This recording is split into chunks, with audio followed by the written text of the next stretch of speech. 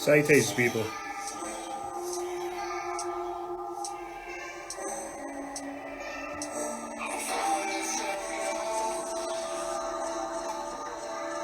We got Dank Frank bringing us in. Melody lives on.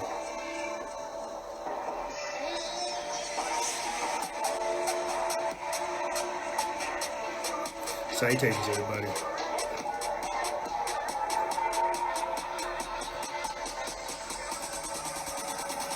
I think everybody already inherently understands the answer to that question.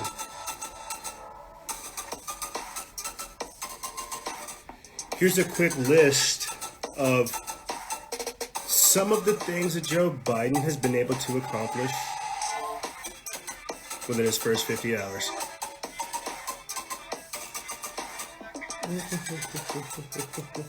For our audio listeners, I'll describe it. Says we've lost a total of 52,000 jobs in oil, ended energy independence for the United States, alienated Canada so much that Canada is beginning to sue Biden, sent our troops that were in D.C. to sleep on the floor of a parking garage. We're now allowing illegal immigrants to be counted for representation in Congress. There's also been a complete halt on student loan forgiveness that he promised, a complete halt on the 2000 stimulus program that he had promised. The list goes on, man. The list goes on, and we're just getting started.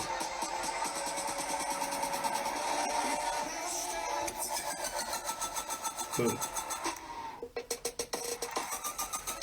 Salutations, everybody. Salutations.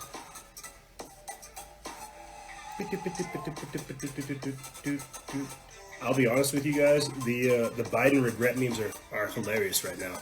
The Biden voter regret memes are fucking hilarious right now. Say, oh my God, he took away our job in oil. He lied. It's like, yeah, what the fuck? Are you serious? Like, did you not think that he was going to do that? He told you he was going to do that. Yeah, all politicians lie, but I didn't think he would do it so soon. It's like, wow.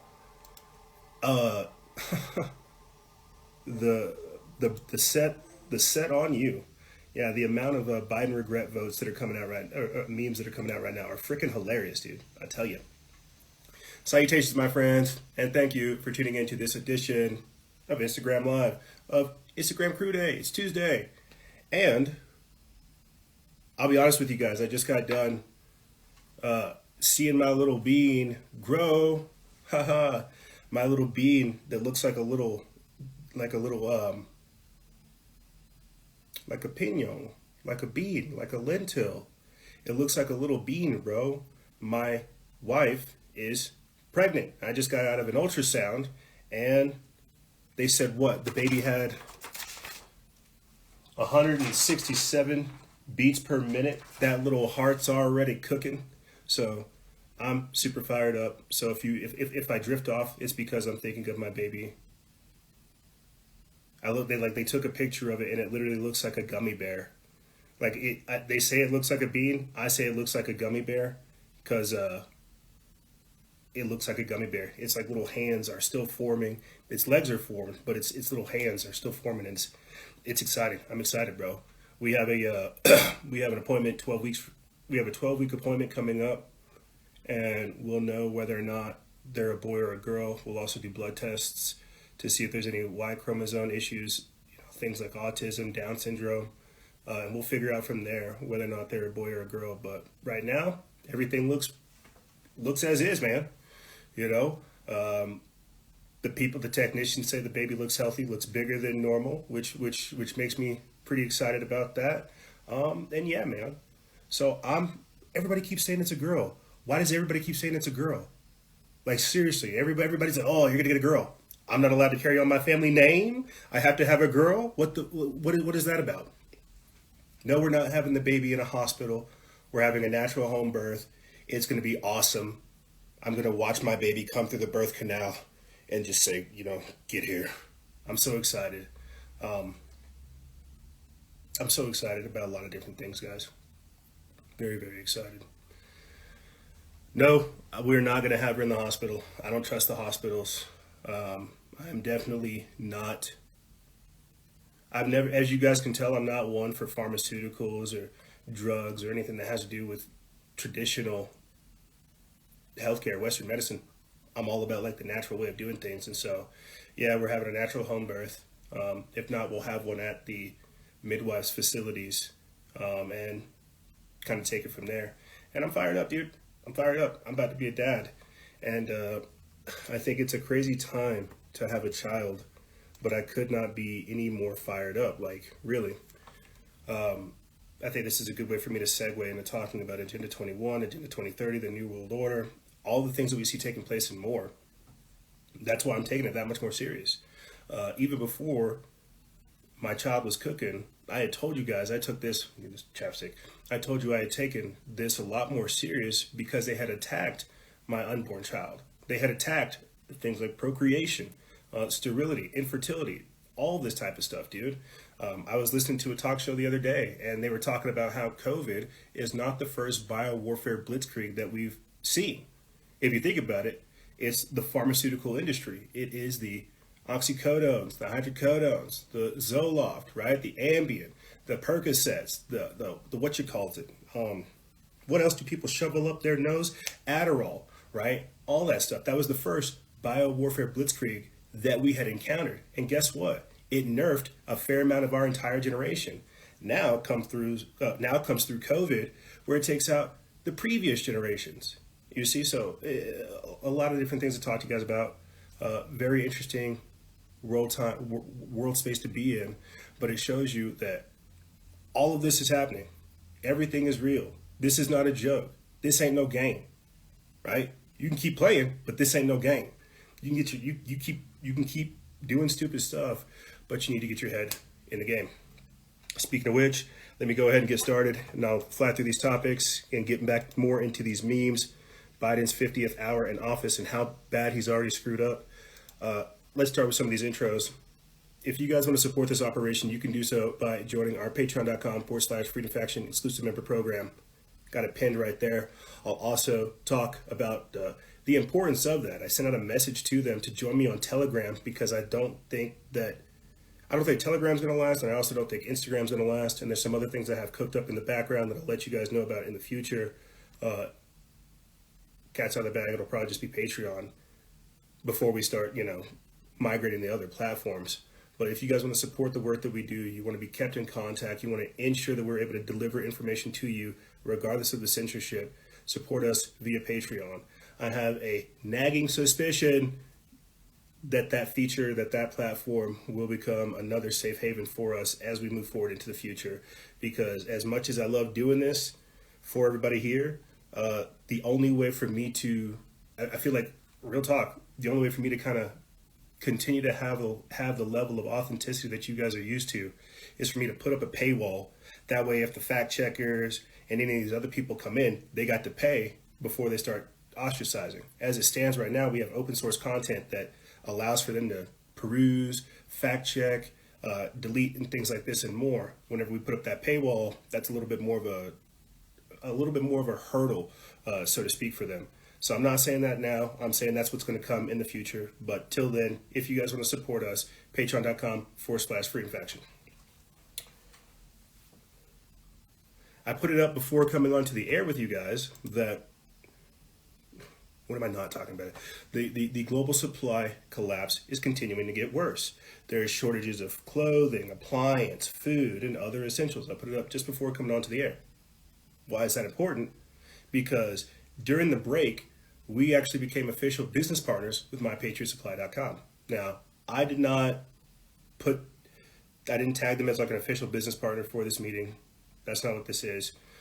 This is me just letting you guys know that shit's getting worse. Stuff's starting to hit the fan. Everything I talked about last year is really going to come home to roost underneath the Biden administration, and it's getting worse. Like here, let me see if I can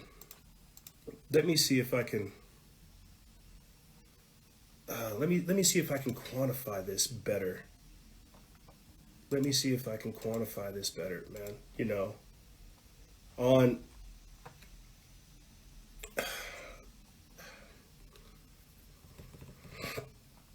how do I quantify the fact that gradually we were beginning to see all the resources and everything that we thought we once held dear gradually just decrease? That's what Agenda 21 is. That's what the Great Reset is. They want to get you used to lowering your standards of living. They want you to get used to seeing shortages. They want you to get used to that type of stuff. We are not going to have a lot of the things that were available to us in the past generations or even last year because of what's going on. Massive shortages are taking place. And if you don't think they're going to have, if you don't think they're going to have riots, if you don't think they're going to have destabilizing events to try to get people onto the dole, you're slacking. You know, I'll say this and I'll fly through these topics real quick. I saw a meme where it was kind of rude too, but it was of Trump supporters pepper spraying other protesters, but the protesters were shouting, "Oh, I can't feed my kids now. You know, I lost my job. You know, these bread lines suck." You know, and other political comments. And then the Trump supporters were saying, "Go be stupid somewhere else." And the caption for that spicy meme was, "You get what you vote for." And so when I started this transmission out saying that the Biden voter regret memes are so spicy and crazy, that's what I'm talking about. You're already seeing people begin to regret voting for Biden. And the sad part is we can't sit here for the next 4 years and say, "I told you so." We're going to be going through this process as America enters a post-industrial period to where we begin to see that socioeconomic reformation where everything kind of gets deteriorated. That's what the whole Great Reset was. That's what COVID was. And if you guys listen to our most recent podcast episode and any of season 10 or anything throughout Trump's presidency, I tried to reiterate that that's what Trump's purpose was. That Obama's purpose was to take us from a first world nation, drop us down to a third world nation. Trump's point was to come in here and raise us back to a first world nation status, only for us to enter into a second world status. This is where we're at right now, where we're kind of teetering. But you see what Biden's doing, getting us back in the Paris Climate Accord, linking back up with the World Trade Organization, as well as the World Health Organization, basically showing fealty to people like the World Economic Forum, the folks over there at Davos, and so on and so forth. This is not let's worship Trump. This is not what this is. What this is looking at the facts. Trump's whole presidency was to expose and shine a spotlight on these things. We decided to go towards the dictatorial route, thinking that Trump was supposed to fix everything, when really all he was doing was shining a flashlight, shining a spotlight on these things. This was for us to see these global agendas, to see all these things go down, to see the corruption, the coercion, all of it, and for us to respond accordingly. And so now, I said this towards the end of last week's podcast episode, now you have people who are willfully conscious and committed, not only to evil, but to the acquisition of power that they can extend over others. Okay, this is why reluctantly you've seen people like me have to step up to call these sons of bitches out and put them in their place. Towards last year, we talked about how escalation in order to neutralize is going to be one of the primary things that we need to do moving forward. And the reason I say that is because these people are radicals. They have been progressively radicalized for the past 4 years. And now, like a toddler that's been given a gold chest and money, a freaking a platinum black card, they have all the power, all the money. And so they're going to sell us out as fast as possible. And so, yeah, we could sit here and laugh at these Biden regret memes. But the sad part is they're selling out our future. They're selling out our birthright. They're selling out our inheritance. They're selling out our future. The title that I chose for this segment of the Instagram Live is someone's question: will America fall in 2021? Well, with a weak economy and even weaker morale, do you truly think that Joe Biden could unify the country? Will America fall in 2021? You know, I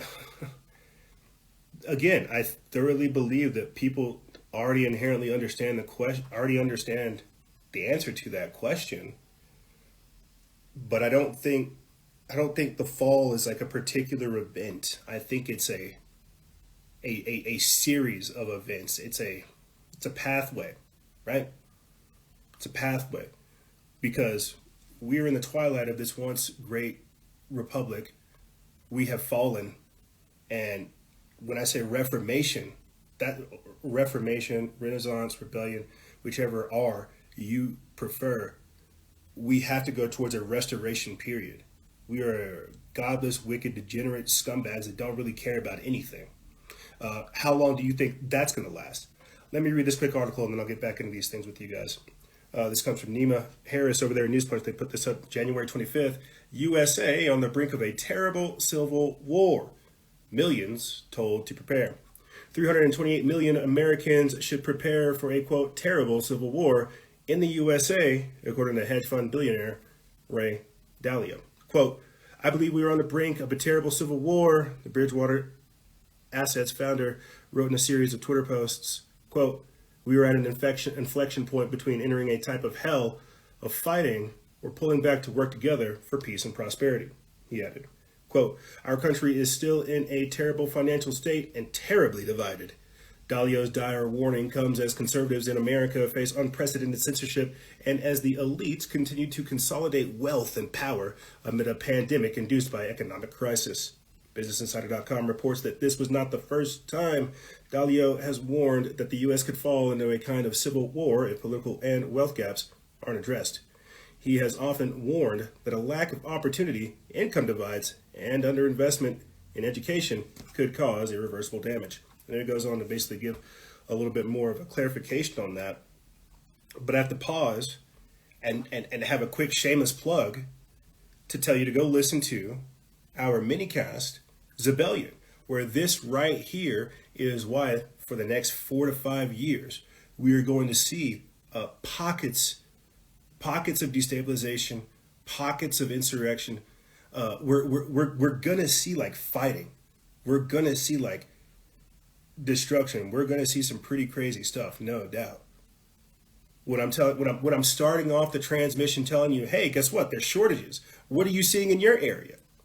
What happens whenever those shortages cross state lines? Are you and a couple of other people in your neighborhood going to band together and reach out to other people in different states and figure out whether or not you guys can come up with some kind of supply chain? Because guess what? Amazon ain't coming. I talked about it towards the end of 2020, that because of these whole defund the police movements, you have people, truckers, not stopping in certain cities, not delivering food because they can't, their protection can't be guaranteed. Guess what? You ain't getting food. But defund the police though. So keep compounding these issues over, like I said, a 4 to 5 year period. What do you think is going to happen? When I talk about this in my minicast, Zebellion, it says that right there, lack of opportunity, income divides, and underinvestment in education could cause irreversible damage. That right there is the recipe that creates Generation Z rebelling from this state, rebelling from society. Just last week with you guys, we had on people where we had talked about the casual conversation of a breakaway civilization. I let it leak some stuff I shouldn't, some things, some conversations I'm privy to of just that, of the breakaway civilization concept, of that kind of secessionary movement where people are saying, you know what, I don't give a crap, let these cities burn, me and my family are going to move over here. That is the crux of Zebellion. If you think my space cadet self is having these conversations, what about people who actually have the resources, the finances, the money, the connections, and everything to partition themselves off from society? We had covered this as well. There were 8 families in Georgia, Atlanta, Georgia, that broke off and did the very same thing. So this is not out of a realm of feasibility for Joe Biden, or not for Joe Biden, but for Bill Gates to become one of the biggest owners of commercial farmland. He's having the same conversation. So again, let me pull back. What am I trying to tell you? What am I always saying? We exist because government has failed us, that both parties have failed us. And now that you see both parties failing, forming the uniparty, you see essentially our country collapsing. And as they form the uniparty, clicking up with these globalist aspects, these globalist factions, we're just seeing the total deterioration of our nation in the name of globalism. And this is precisely what globalization is. And so the question is will America fall in 2021? That's somewhat of the plan. That's what Trump did. Is he shined a light on all this globalist stuff. He said, are you sure you want this? Are you sure you want your money going to foreign countries? Are you sure you want over a couple $1 million going to Pakistan for gender studies programs? Are you sure you want that? Or do you want to be able to reinvest your money back in your community? Because what Joe Biden's going to do is he's going to pander till there's no money left. And then we're going to be broke as shit. He's gonna pander to where there is no one left to virtue signal to. You get me? And we're already seeing it.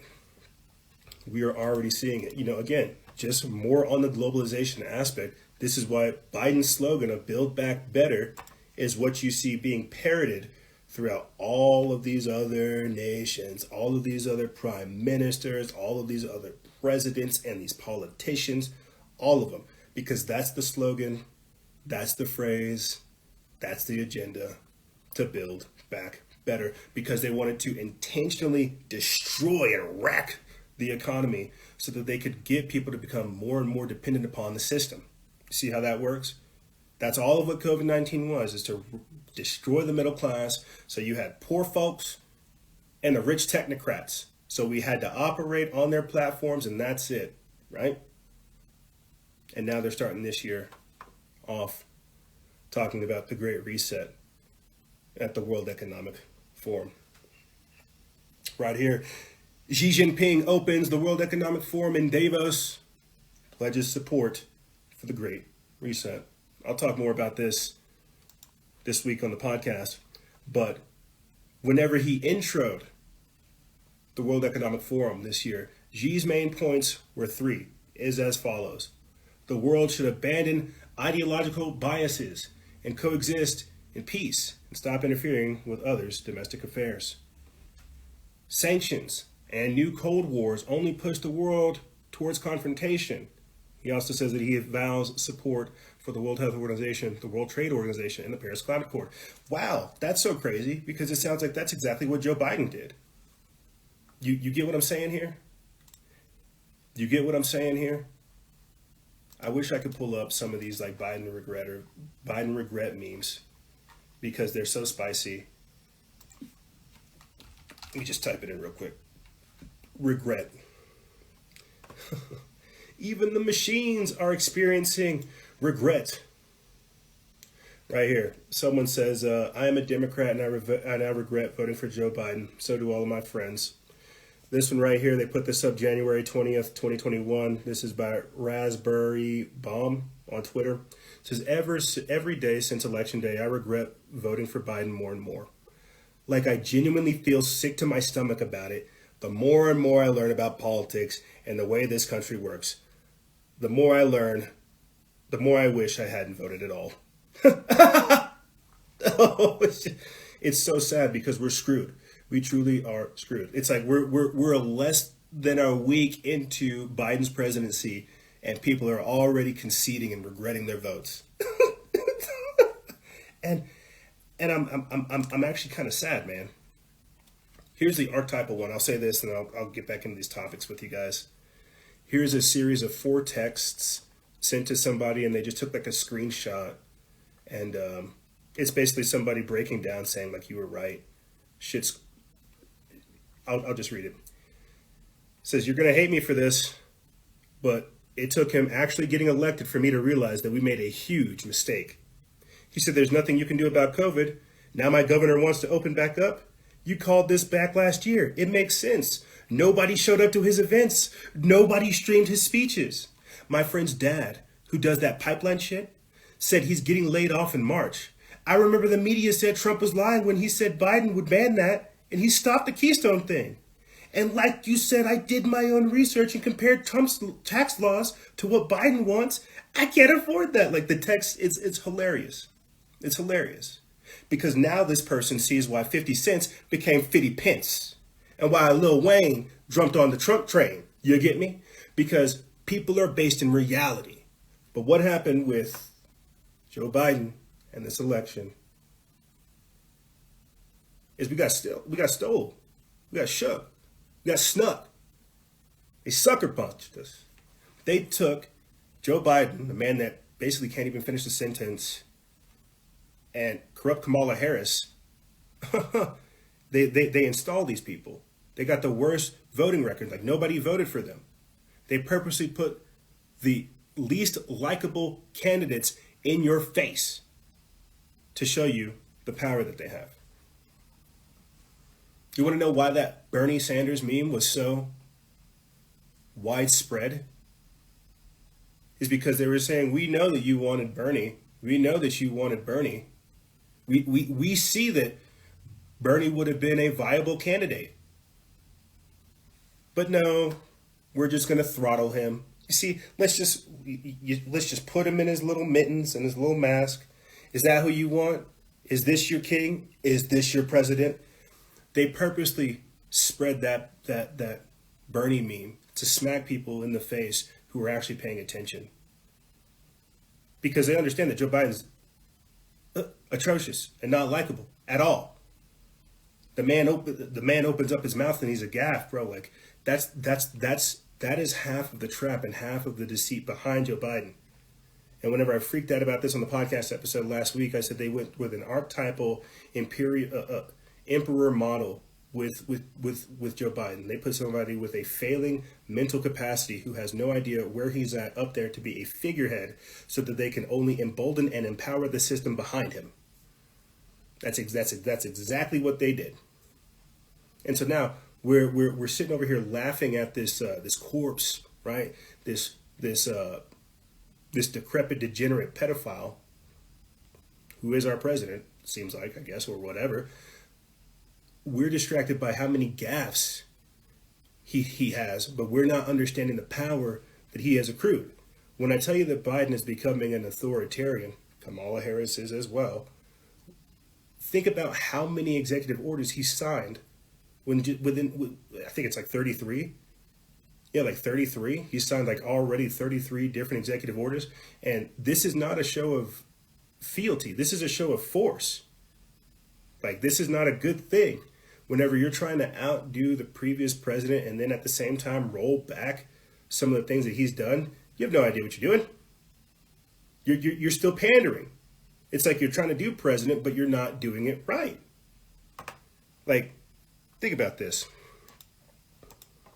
I thought about this like here. I think this is the best way to put it. Zero Hedge has the article headline. Biden plagiarizes Trump with, quote, "Made in America" executive order. Now, I'm not going to read that. But what that is that encapsulate how how Biden's a shill, bro.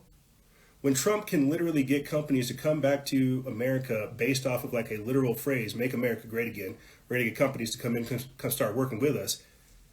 That's all off of word. That's all off of speak. That's all off of like credit. But for Biden to literally sign an executive order saying, "We're going to start doing stuff made in America," you're forcing people to adopt your ideology. You're forcing them to convert, which is going to only push them farther away. I hope that makes sense right there. You can't force people into your ideology. You can't force them to accept what you're pushing. That's why he's got, again, the troops out there in the streets. Show of force. It's so crazy that this president, the most popular president in American history, has to put troops on the street so he can get inaugurated. So powerful. So popular. I'm still asking the question, where are these mythical Biden supporters I hear so much about? I'm still waiting to find one of them unicorns. This is the clown world we've entered into. And that's the best way for me to describe going forward where we're going to go. Because right now, I think a lot of people are practicing relative common sense, But because things are going to get kind of crazy and stupid, we are going to enter a clown world that is so upside down that we're going to see all of God's laws turn on its head. We're going to see all of nature being inverted. And it's going to blow your mind. It's already blowing my mind projecting these things. You know what? I'm going to play real quick for you guys a clip of a police officer. Oop.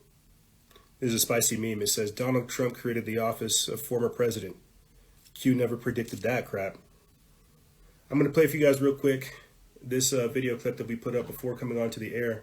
This is of a Texas police officer literally like walking into a store and threatening, like he harasses a man who's in the store, out of the store. He doesn't have his mask on. You can see him. He's just like buying chips or whatever. But the cop comes in here, into the store, and starts threatening the man, saying, "Put your mask on." Threatens to detain him, and arrest him for not having a mask. But that's not the law. This is all happening in Biden's America. Let's listen.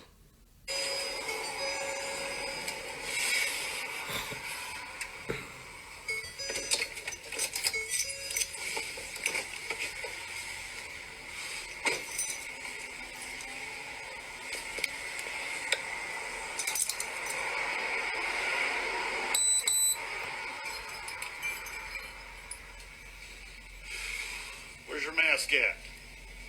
What mask? The mask that you're required to wear by city ordinance. I don't have one. You need to step outside till you can get one. Really? City ordinance, sir. You not see the sign? Like your mask is really working. It's still a city ordinance. Leave the property or you get a citation. Period. Don't argue with me. It's real simple. You know what? It's real simple. I don't care what the governor order is. It is a city ordinance to step outside. Did you take the mask off? No, I pulled it up because it was No, slipping. it was exposed. Dispatch, start me another unit. I'm going to have to detain one. Put your hands right here. No. I'm not going to be detained. Yes, you are. I will tase you right now. You are in violation, and I gave you a lawful order. You have a weapon. Put your hands up now. Here. Dispatch, he's armed. Have the unit step it up. I've got him at taser point. Get your hand up now. Wow.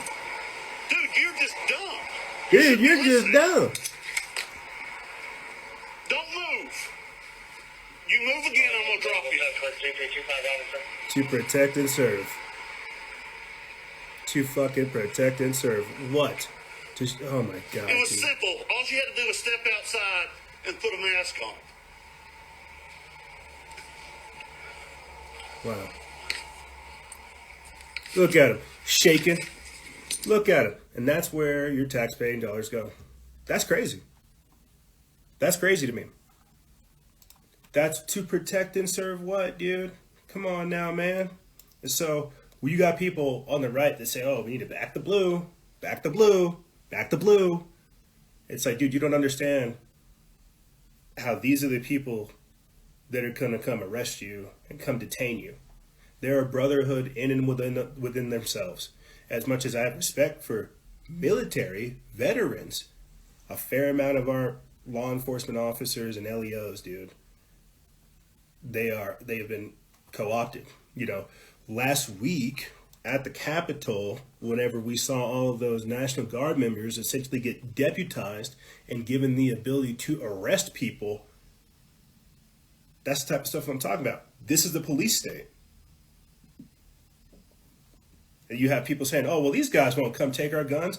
They're Americans just like us, bro. Yeah, they're American, but they ain't like us, bro. They're not like us. You know, they're not. You know, they say that just like COVID, they say the guards in DC are supposed to be there just till March. 15 days to slow the spread. We're just going to leave the troops there till March. The troops are there forever. The troops are there to get you desensitized to seeing troops on the streets.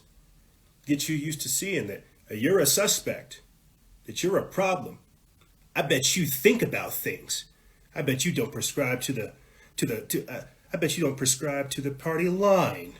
What are you, one of those free thinkers? Arrest this man. Look at this domestic terrorist. How dare he start thinking? You know, this sounds crazy. But like I said, and I covered this just last week, former CIA Director John Brennan literally called out a wide variety of political ideologies that he had issues with, ranging from religious extremists, authoritarians, fascists, bigots, racists, nativists, and even libertarians. I'm like, whoa, nativists? What? How are these people domestic terrorists? Better yet, what do you think is an acceptable ideology, former CIA Director John Brennan? I would believe that those type of declarations right there would qualify somebody for making them a domestic terrorist, because you're essentially declaring war on people who don't adopt your ideology. That's where we're at. Will America fall in 2021? They're trying. They're pushing. You've got people like Tulsi Gabbard coming out asking Biden, yo, have you declared martial law? What are you doing? We don't do this here. We're not a banana republic. We're not a third world nation. What are you doing with troops out there on the streets?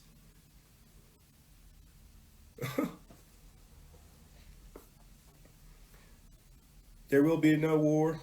I agree. And I've said this time and time again, and I think people believe it now.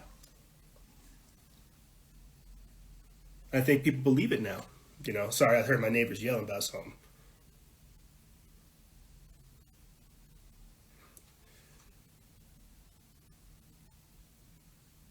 They're for real, they're fighting about something. Sorry.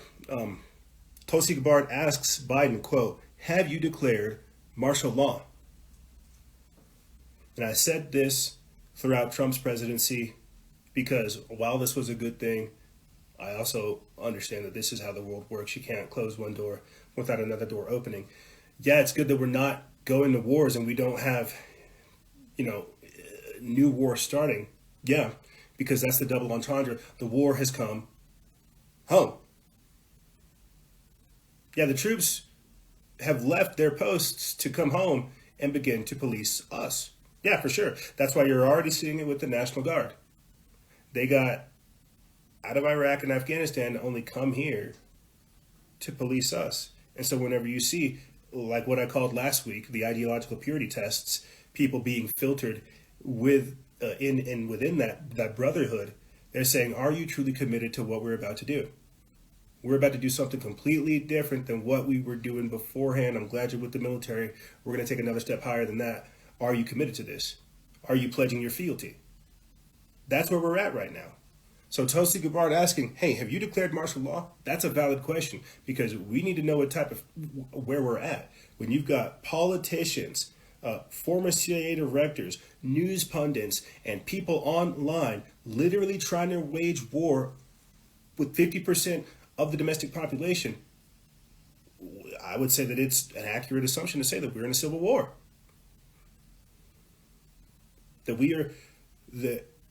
While martial law may have not been declared, we are in the soft forms of a civil war. I'd like to go back to what I had picked out earlier from President Xi Jinping, right? He had talked about how at the World Economic Forum, he wants to abandon ideological biases and coexist in peace and stop interfering with others' domestic affairs. I had to ask the question of former CIA Director John Brennan, well, what do you think is an acceptable ideology if we can't be libertarians, nativists, bigots, racists, fascists, authoritarians, or extremists? What do you think is? Communism? Socialism? It's very interesting how these people word things to tell you that your ideologies are bunk, they're fake, they're lame.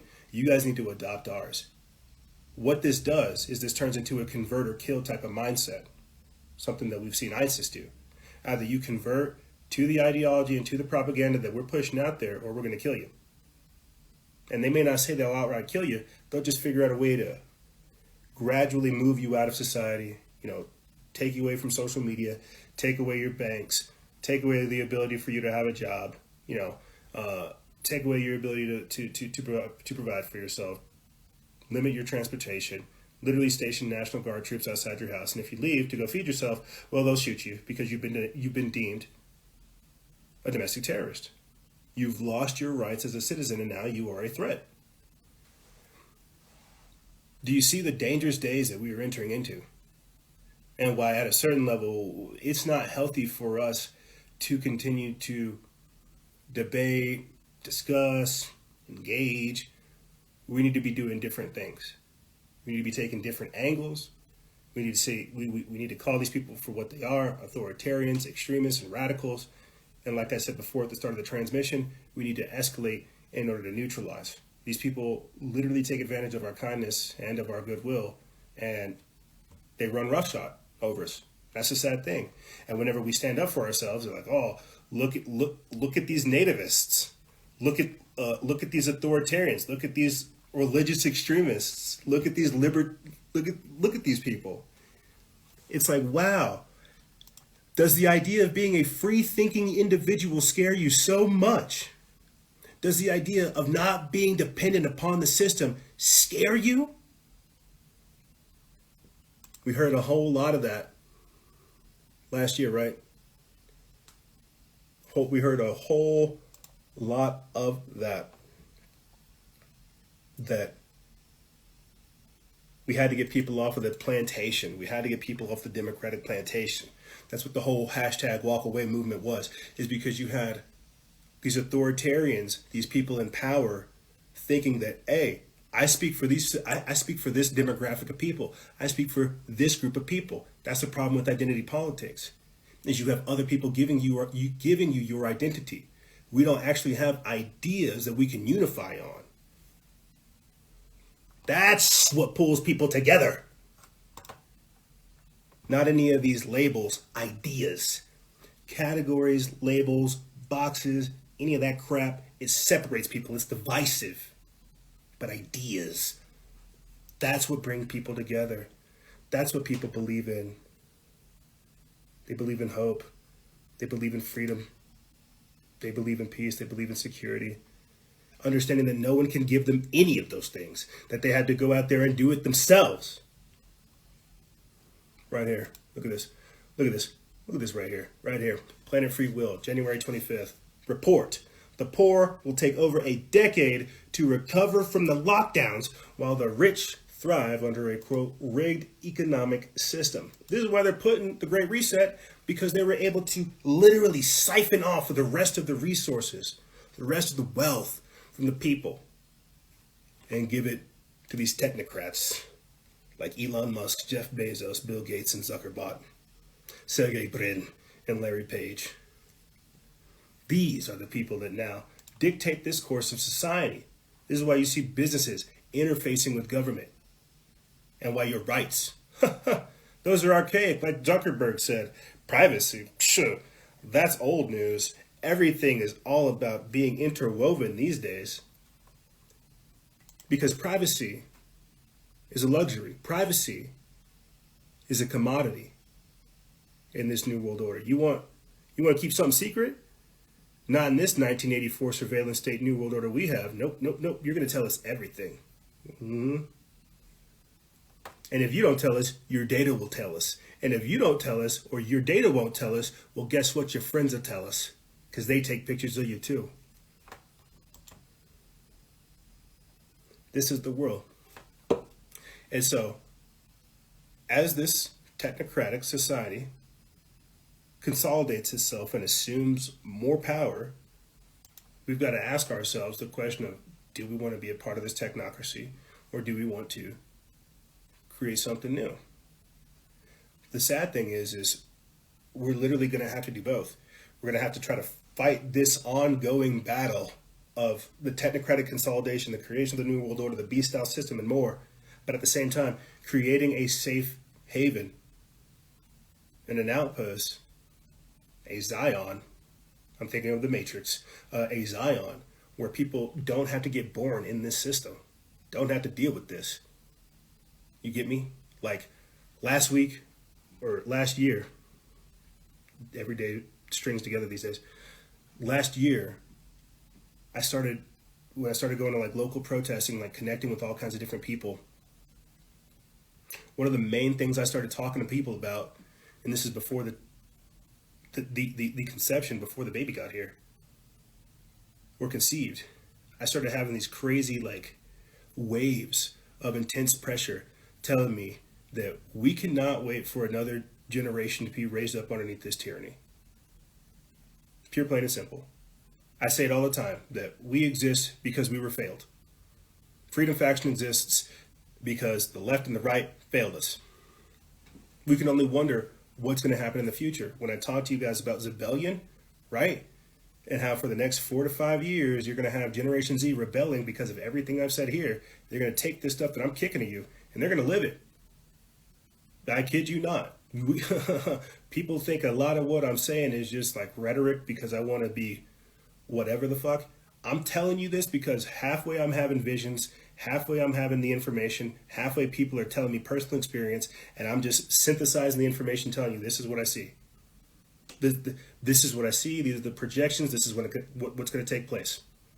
And I'm telling you, everything I'm breaking down to you about right now is going to set off because the dollar is collapsing. We have a very weak economy, very little job prospects, and we're not really building an infrastructure, right? Generation Z sees this. They see their mommy and their daddy failing. And you know what they're going to do? They're going to do something different. They're going to see this globalization take place, and they're going to have more of like a ruralization or like a localization or just like a compact. And you see what I'm saying? Like a breakaway civilization. They're going to take that money that they make from Bitcoin and whatever else it is that they do, and they're not going to give a crap about like any of the things that we're kicking. They're going to do different things. They're going to see some of the things that we've invested our time in are a waste, and they're going to want bigger and better things. And when you guys go listen to Zebellion, you'll hear me talk about how the Pentagon planned for this, because the very same way that they're calling us domestic terrorists right now, what do you think they're going to call those people that break away from civilization and say, I'm done? What do you think they're going to call those people? Radicals? Nativists? Libertarian? What do you think they're going to call these people that don't want to put up with this crap? That got their money straight, got their stuff squared away, said, hey, you guys down? Yeah? Can I count on you? All right, let's do this. What do you think they're going to call these free-thinking sovereign individuals? Terrorists. Look at these darn terrorists tending to their gardens. Wow, that's pretty radical. That's pretty extreme. When did grapes become grenades? You see what I'm saying? This is that authoritarianism that we're going to see rise over the course of the next 4 years.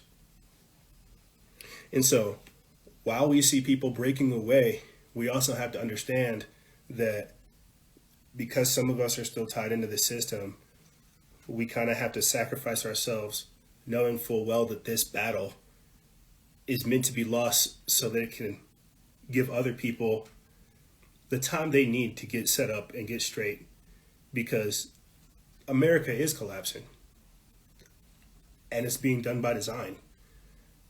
And what I'm talking to you about is what they've hidden.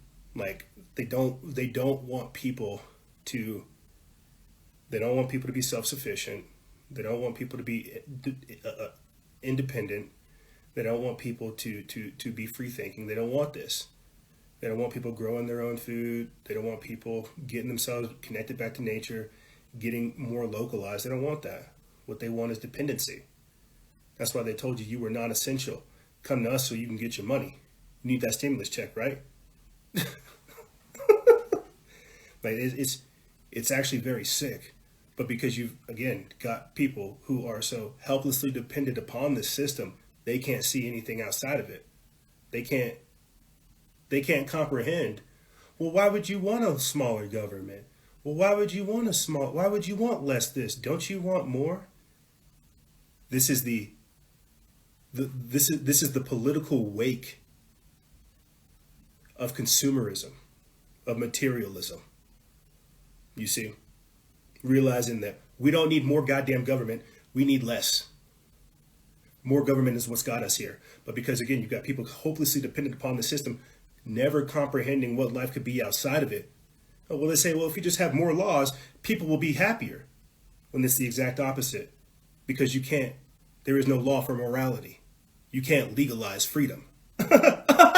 And this is where we're at right now. You have people who think that if we just keep adding more and more executive orders, everybody will be happy. We can use the law to get this social justice agenda across. We can. Oh my God, I'm talking smack, dude. Because slavery was legal. Does that mean it was moral? And this is, oh my God, dude, it's hilarious. It truly is. It would be evil if it wasn't so hilarious. Twitter launches Birdwatch, a liberal fact-checking feature that's designed to combat misinformation, but is actually meant to silence Christians and conservatives. Company plans mass rollout of humanoid robots to replace workers in healthcare and education. California lifts state stay-at-home orders statewide.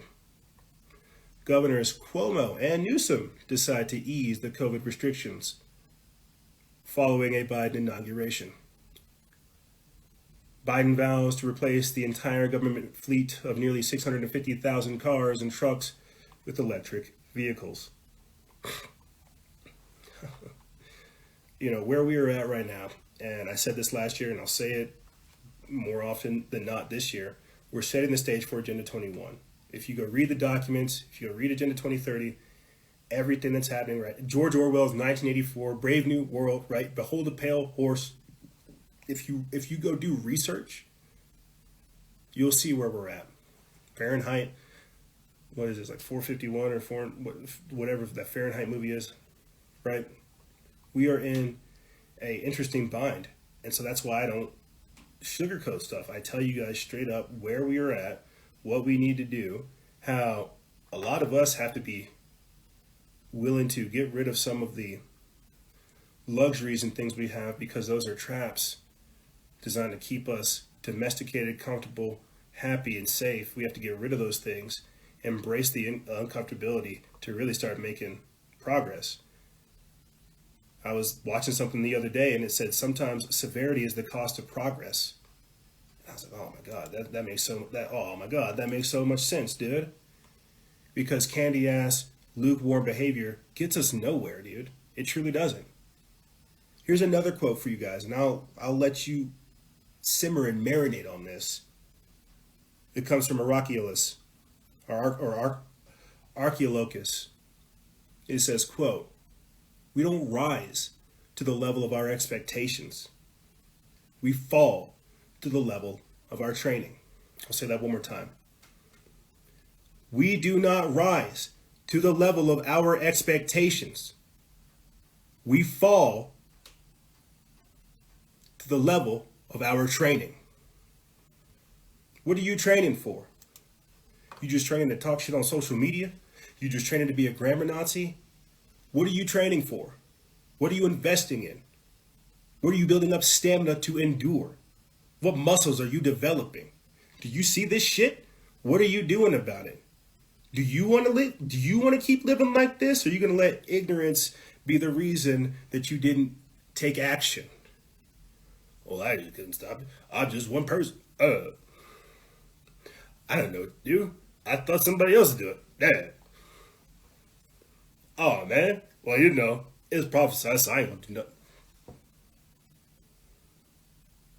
nothing.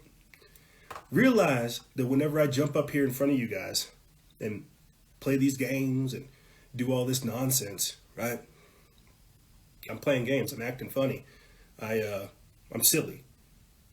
Because whenever I get off the air with you, I'm definitely not fucking silly. I'm definitely doing the work. That's the problem. People came up over here on social media acting like we were supposed to have fun. No. You're supposed to do the work. Come here. Tell us what you do. Move on. Come back, report, do the work, get going. That's what we were supposed to be doing. But remember what I said about comfortability? We decided just to sit here and wait. What happens when we don't have any more time to wait? Because whenever all this stuff starts hitting, like it is now, we will not have time to repair. All we're going to have time to do is react. And that's not a good place to be. You do not want to have your back against the wall trying to fight against this. You want to have roadblocks You want to have backup plans. You want to have alternatives. You want to have safe havens. You want to be able to figure out, okay, if this fails, what can I do next? If this fails, what can I do next? If this fails, like, how's the saying go? If you don't plan to fail, or if you fail to plan, you plan to fail. And they have just beat that out of us. They have just beat that idea of preempting. Like we are so insulated, dude. We are so insulated. We think that, oh, we're the cat's meow and nothing will affect us. And then when stuff hits us and we get hurt, well, oh God, oh, we think, my God, how could this happen to us? We're Americans. That's probably why they say pride comes before the fall. And why you need to check your ego at the door, because you don't know who's in this room. We're somewhat behind the ball, but I would hope that this gives us a certain advantage that our adversaries don't have. One of the things I want to talk about here briefly with you guys was the Civil War ?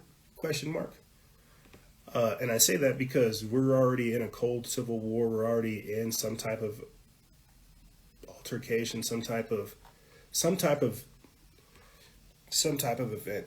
But the reason I put the question mark behind the Civil War is just last week, John Victor, who I hope joins us again for the next segment, talked about when reading COVID-19, The Great Reset by Klaus Schwab. He said that while reading this book, Schwab himself admits that war would not be good because war is bad for business. Can't have people killing themselves. Nobody's buying anything. War is bad for business. You tear up the regions, you waste all kinds of resources, people ain't happy, you gotta waste all kinds of blah, blah, blah. The Great Reset, the real wars that will come are from the resources. That's the real war that's gonna come. That's kind of what Klaus Schwab is alluding to, I'm sure, in his book. That war is bad. We're already, like I said, seeing the supply line break because of COVID. You imagine a war busting out, people not being able to get food, people not being able to get water. I'm not talking about climate change or geoengineering or weather modification. I'm just saying you're not able to send food because your business partner's having a fight right now. So to a degree, war is bad for these folks, and that's okay. They have another way to kind of put the squeeze to us. That's what I mean by the resource wars. I'll talk more about that in another segment, or possibly next week. But when I'm saying the Civil War, ? Because I don't think that that's going to be the case. I think we'll see a silent, subtle subversion of the natural flow of things. That's why you have the left calling for secret police, disappearing Trump supporters, reprogramming them, doing all this crazy stuff, because we're already in a civil war. Last week I talked to you guys about how we need to have effective resistance techniques because we're under a siege right now. To a degree, we've been occupied. We've got a Chinese communist spy as the president. And within like the first 50 hours of his presidency, he basically declared war against his opposition. So when I say civil war, maybe? That's what I mean. Civil war? Yeah, maybe? That's what I mean. Because you have to ask the question of, well, if this is maybe the mode, we need to act accordingly. But see, your adversaries will never announce themselves. Precisely, Miguel. That's why we're considered terrorists. Because they have declared open war, open season on us. This is why and I'm glad you're in here, Miguel, one of our exclusive members. This is why going forward, you're going to start seeing me flood the exclusive members with PDFs on guerrilla warfare is the easiest way for me to summarize it. Like resistance techniques, books, PDFs, videos, testimonies. I'm going to have to start studying like strategy and tactics and stuff because, dude, it's going to get live. And being in the position that I'm in, I don't want to give advice that's going to get my ass like caught up by the feds. But at the same time, we have to understand that we are in a war, and being in the position I'm in, the information that we give out there to people could help them. And what we are dealing with is something very, very sophisticated. And so I'm in a weird position. And just like that, the page has become something else. You see how that works? You see how we started off sharing spicy memes. Now we're sharing pictures and we were sharing pictures, videos, and media that people were catching of military equipment being moved around the entire country. And look at where we're at now, talking about military strategy, tactics, effective resistance strategies, and things like this, like guerrilla warfare. This is crazy because your enemy moves silently, and that's where we're at. And so it's getting crazy. It truly is getting crazy. Trying to not necessarily war game all these things, but break these things down in a simple fashion that is comprehensive, coherent, and understandable without threatening or scaring people. It's very hard to stick to the information knowing full well the implications behind the information. Because sad truth is, guys, I could be considered a domestic terrorist for doing exactly what I'm doing right now. I could be considered, what is it, like an information terrorist, right? An information terrorist or a thought criminal for looking at the headlines and thinking, my God, how long are they going to get me? This is where we're at right now. And so we have a lot of interesting things to talk about in this coming week. But unfortunately, it's all stuff that we have both expected, not necessarily preempted, but foreshadowed. You know, right here, academic study finds big tech elites are in their, quote, own class, different to the rest of humanity. An article that comes from Zero Hedge. They put this up January 22nd. And it says an academic study carried out by researchers in the US and Germany has concluded the big tech elites are completely different to all other people on the planet and can be placed in their own class. Makes sense because they basically vampired the wealth out of the rest of the people. I could see how these vampires are in their own class, different to the rest of humanity. And so I could be considered a threat, a domestic terrorist, a thought criminal, for literally trying to express humanity in our dystopian time. I'll say this and I'll go ahead and start closing this segment out for you guys. I was at the gym the other day, and I hadn't been there for months because of the mask. And I had to don the mask to get back into the gym, and some of the old folks that I hung out with at the gym pretty regularly were all excited to see me. And, 50, 70, 60-year-old dudes coming up to me saying, it's very dark and dystopian, EJ. It just doesn't feel weird. It feels like a Twilight episode. Again, these are 50, 60, 70-year-old people needing me to help them while they're on the bench, or helping them with the chest press, or homies you help get onto the elliptical, or these are older people, right? But they're even able to notice the dystopian days that we've entered into, the almost science fiction level creepiness that we've just found ourselves in, to where they literally have to feel like they're having these conversations with me saying, like, I'm kind of worried about some of these Biden supporters. I feel like if I move my mask too much down, they might kick me out of the gym.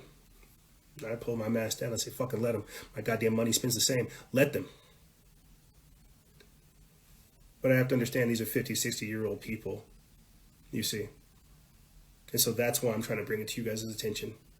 That this is no longer something that we wait for our parents to take care of, wait for that other generation to do something on. Let's just wait for our leaders that have been co-opted to do something. Yeah, no, they never will, because they're being paid to sit down. Last year, I'll say this and start closing out for real. Last year, when I told you guys that to a degree, I feel like a generational responsibility to dealing with Black Lives Matter, Antifa, by any means necessary, the Boogaloo Boys, however you want to look at it. I have a generational feel and responsibility to dealing with these people, because our parents don't know these people. Our grandparents didn't have to deal with these people. We got to deal with these people.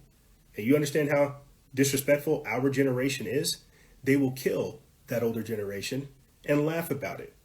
So if we don't escalate in order to neutralize these people, well, guess what? They're going to use your kindness against you. And that's where we're at right now. And so a lot of people are having to get out of their comfortability shells to literally look at what's going on, to see these generational problems. And they've got to ask, doing a gut check, do I want this to persist, or do I want to change? Do I want to take part in the change, or do I want to be part of the problem? And when I'm telling you that our lackadaisical, slack approach towards this is what enables it, we've all got to start doing better, guys. I'm talking to myself half the time when I talk to you guys. And this is why you hear me sometimes get angry with myself, because I understand all the things I'm talking about are heady, intense, and sometimes to a degree overwhelming. But and that's what I'm saying this all the time, dude. If the previous generation really would have done their part and taken that extra step, and not only educating us, but equipping us with the tools that we needed to fight this, we wouldn't be in this situation. A lot of these moves are coming out of desperation because we're being backed into a corner because of the multiple generations that have failed us. And now we don't get that luxury to sit back and watch. We have to do something. I just pray it's not too much too late. You know? That's all I can say, is I can only hope that whatever it is we do, when we do it, however we do it, I can only hope that it's what's needed, man. Because it does worry me. It does. It really does worry me. You know. But complaining never helped anybody. Crying never helped anybody. Getting upset never helped anybody. It's only getting focused that helps people. It's only getting organized that helps people. It's only getting impassioned, emboldened, and empowered that helps people. Because when you get empowered, when you get excited, you excite others. You inspire others. You set brush fires both in the hearts and minds of men and women. We can only hope that there's still enough light out there, still enough fire to burn, still enough material within us to spark that kindle, man. Let's hope it hasn't been smothered because of technology and social media, clout, and influence. Yeah. We're going to take a quick break, and when we come back, we're going to be joined by you guys and more. I won't lie, I didn't really have many topics. Here is this week's show notes. Bing, bang, boom. Super short. But I did talk about it all, though. America falling, building back better, Biden being like an authoritarian, civil war, guerrilla warfare, effective resistance techniques, resisting groupthink, dismantling / divesting from big tech. I did the best I could with the time that I was given. But we're going to take a quick break, and when we come back, we're going to be joined by you guys and more on the other side, answering questions, playing clips, and there's a couple other things that I wanted to get into here with you guys, but I'll save it for the other side. So yeah, give us about a quick 5-minute break, and then we'll be right back. joined by you guys and more on the other side. Ladies and gentlemen, don't go anywhere. This is Freedom Faction over here on Factions of Freedom. And we'll be right back right after this.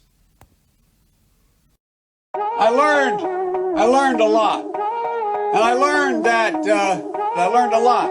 Anyway, Bo is associated here. Anyway, the point I want to make is, I learned so much. I learned black, white, all colors, all backgrounds, but I mean, come on, man. Men, women, gay, straight, everyone deserves a shot, you know. Come on, man. You know the thing. You know what I mean? You know the thing. You know what I mean? Come on, man. What I have to do is I have to continue talking about the things. Come on, man. I came down here because I remember the first bumper sticker I saw. I learned that I got hairy legs that turned blonde in the sun.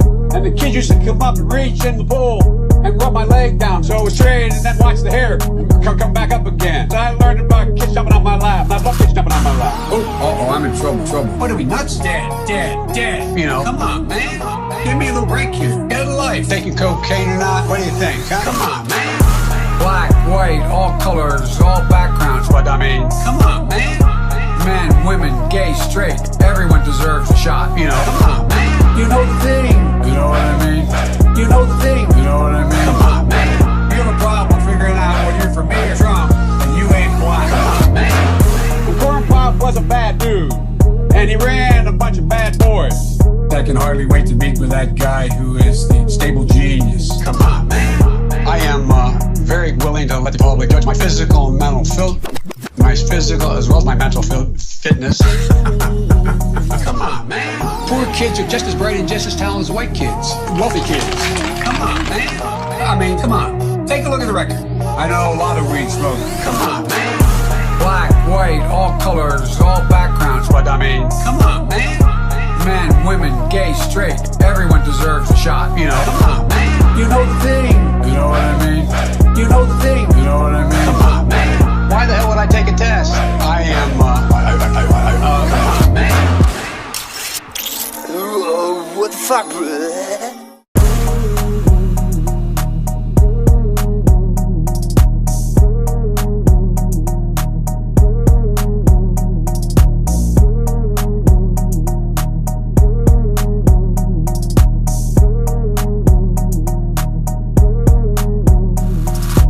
In a world where secret powers are at play, where nothing is as it seems, one brand of clothing gives crusaders of truth a voice. One brand in the fight against terror, deceit, and destruction. We are not merchants of fear. We are not a parody of free thinkers. It was almost like they ignored it because they wanted it to happen.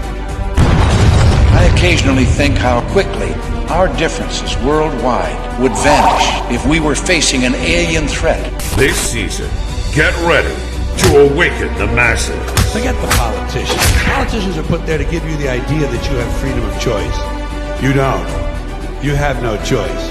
You have owners. They own you. Forbidden clothes. Because if you know, you know.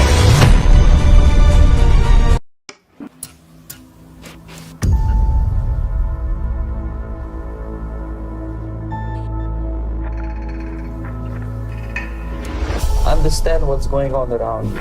You are in a state of war, and you have precious little time to save yourself.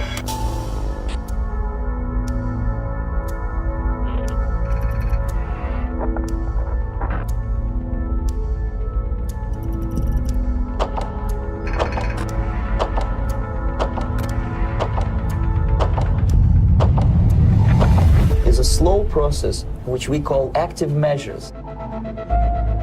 The first stage being demoralization. It takes from 15 to 20 years to demoralize a nation. The next stage is destabilization.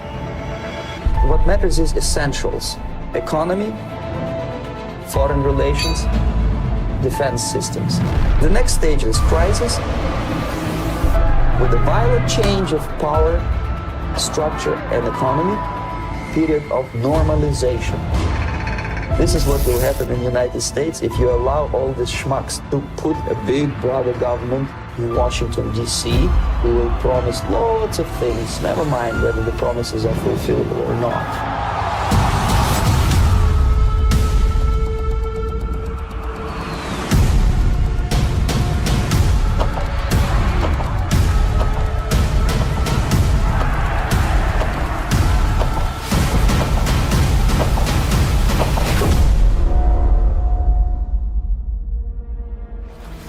The time bomb is ticking.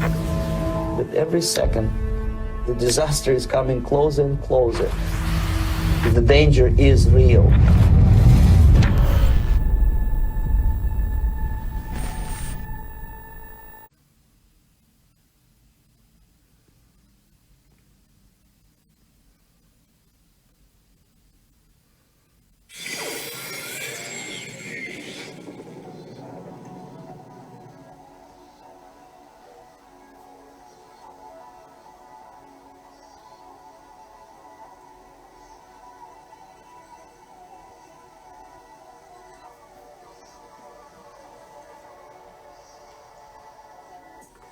Salutations, guys. And thank you for tuning in to the second segment of Instagram Crew Day. Salutations, Lori.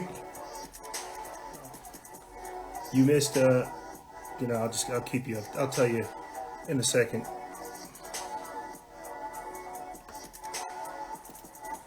We got Singe bringing us in with their song Smoke.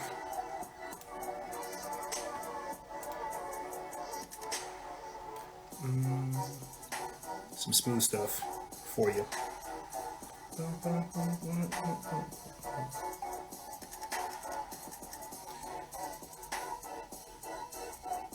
Catherine Sam says the chickens, bruh. The chicken. She wants me to talk about my chickens. Yeah, I'll do a show one day where I'm out there in the chicken coop, sit with my chickies. You know, they're growing pretty fast too. I got store-bought chickens and then like naturally grown chickens, and the naturally grown chickens are like surprising me with how fast they're growing up. It trips me out. But I guess that's organic versus GMO. So, very interesting. We're going to be joined by you guys in this segment, hopefully taking questions and going over the waterfront from people's perspectives, wherever they may be. Here, let me do a quick news blitz. And we will do a quick news blitz, intro, and then we'll go ahead and get started. Study. Power naps recharge the brain, improve mental sharpness, and it lowers the risk of dementia. This comes from the Drudge Report feed. This other one also comes from Drudge Report feed. It says, angry farmers storm India Red Fort and challenge to Modi. Yeah, that's right, because there's been a massive farmer uprising in India because of the Green New Deal or Agenda 21 and what they're doing over there, and it's getting hardly any coverage. So while the farmers are uprising in India, right here, meet the people paying $55 million each to fly to the space station. So while you have farmers uprising in parts of India, you have other people spending $55 million to go to space. This comes from Zero Hedge. Biden confronts Putin on Navalny and SolarWinds hack in the first phone call. Yeah, they're trying to make it seem like Biden is competent against Putin, when that won't work at all. Social justice. UK unemployment reaches 4-year high because of totalitarian lockdowns. Yeah. Not only did the masks kill the economy, but ineptitude did. This comes from The Blaze. Antifa death threats convince conservative journalist Andy Ngo to flee the United States. Yeah, Antifa is out there I told you guys, they're making death threats about people like myself. There you go. And one of the most prominent conservative journalists documenting the rise of the extremism of Antifa is fleeing the country because they started death threatening him. They probably figured out where he lived, figured out people that were close to him, and just systematically threatened him. Right here, mayor aims to turn small town into QAnon USA. Very, very interesting days. So, here are a couple of the topics that I had wanted to try to talk about in the previous segment that I was unable to. I'll say this, and then I'll say something else, and then we'll go ahead and get started. Dismantling / divesting from big tech, pharma, media, as well as the Illuminati. How to decentralize power. This is it's in parentheses right there. How to decentralize power underneath, like divesting from it. More ways to get involved in the community beyond local government. Helping others organize, create, and how creativity combats conformity. And essentially a pro-human Renaissance-based future, and how we are in a war of ideas. So, those are some of the topics. Subversive elements of information on social media, if people want to talk about that. That's some of the stuff I kind of want to get into, and if I don't get into it here with you guys, I'll get into it next week. Maybe not. But some of you guys said I was gonna have a girl, bro. What's that about? Am I not allowed to have a son? I'm the middle child of 3 boys. It only makes sense for me to have a son to continue on my name. And I got nothing against girls. Actually, I'd be all right if I had a daughter first and then like a son. You know, that way I could spoil the crap out of her and she'd take care of her brother. You know, but I think I should have a son first. But what do I know? It's in God's hands. I'm grateful for whatever I get. Be it a boy or a girl, I'm grateful.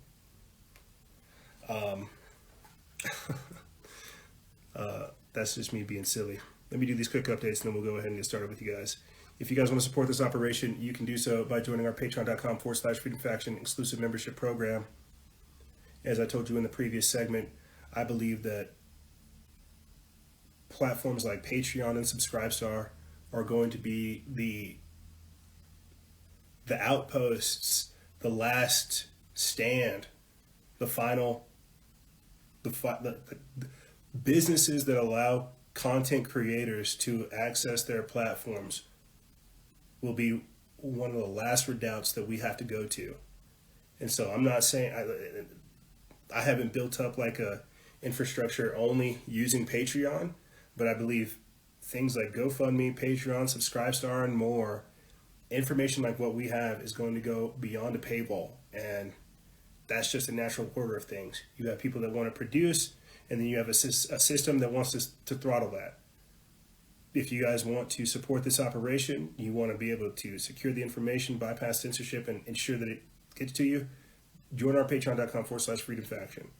We are trying to figure out, being aware of everything and more, how to combat this and how to not be so caught up in the drama, but at the same time have a system where we're still able to connect with you. I don't want to say join our newsletter or something like that, but you get what I'm trying to say.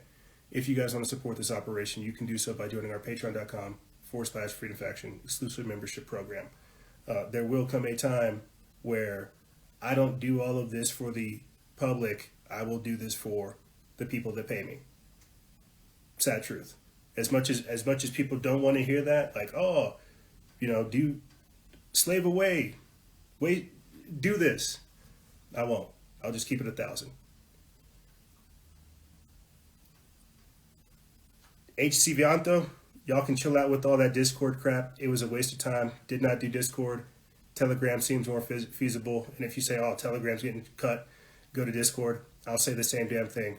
The links to join any one of our outpost operations, be it on Telegram, Discord, MeWe, Minds, or Gab, Float, Any of the other platforms that you can find us on, look. But I am not going on Discord. I don't actually trust Discord. Discord actually saves your GPS location data. It interfaces with all kinds of other apps too to get your data. Not down for it. So we're not doing Discord. There's your answer, homie. Hit the link in our bio. Join our Telegram. Shucks. Join our Signal. Join us everywhere else where I'm gonna be, other than where I'm not. And again, if you guys want to support this operation, you can do so by joining our patreon.com/Freedom Faction exclusive membership program. Because real talk, you see how many different platforms I just shotgunned out right there? That's why I'm not trying to do all that. You imagine me trying to have an individual post for every single platform I just listed right there? That's a job. That's a job. I would pay somebody to literally be our backup poster for all these platforms. I ain't gonna do that. I got too much stuff to do. Patreon.com/Freedom Faction, because there will come a time where I won't do all the extra. I won't have time. I'll be sitting here juggling a baby and taking care of everything else. And I'll say, listen, I'm on too many goddamn platforms. If y'all don't want to help me, cool. I don't care. Here's the people that are going to help me. I'm going to work with them. So yeah, patreon.com/Freedom Faction. That will be the last redoubt where we operate. And if you guys want to support us, you can do so there. So, going into the break, we were talking about the Great Reset, resisting groupthink, the decentralization of power, and how the technocrats are trying to consolidate it, and how they have essentially declared war on any free-thinking individual, or, as former CIA Director John Brennan put it, nativists, libertarians, and religious extremists. How dare they have any free-thinking thoughts that aren't approved by the system?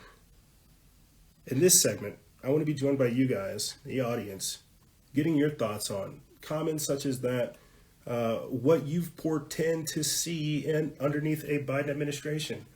Things like Agenda 21, Agenda 2030, the New World Order, the technocracy, the scientific dictatorship. We're in it. We're in the New World Order. And I'm very curious to see what you guys' perspectives are. So what I'll do is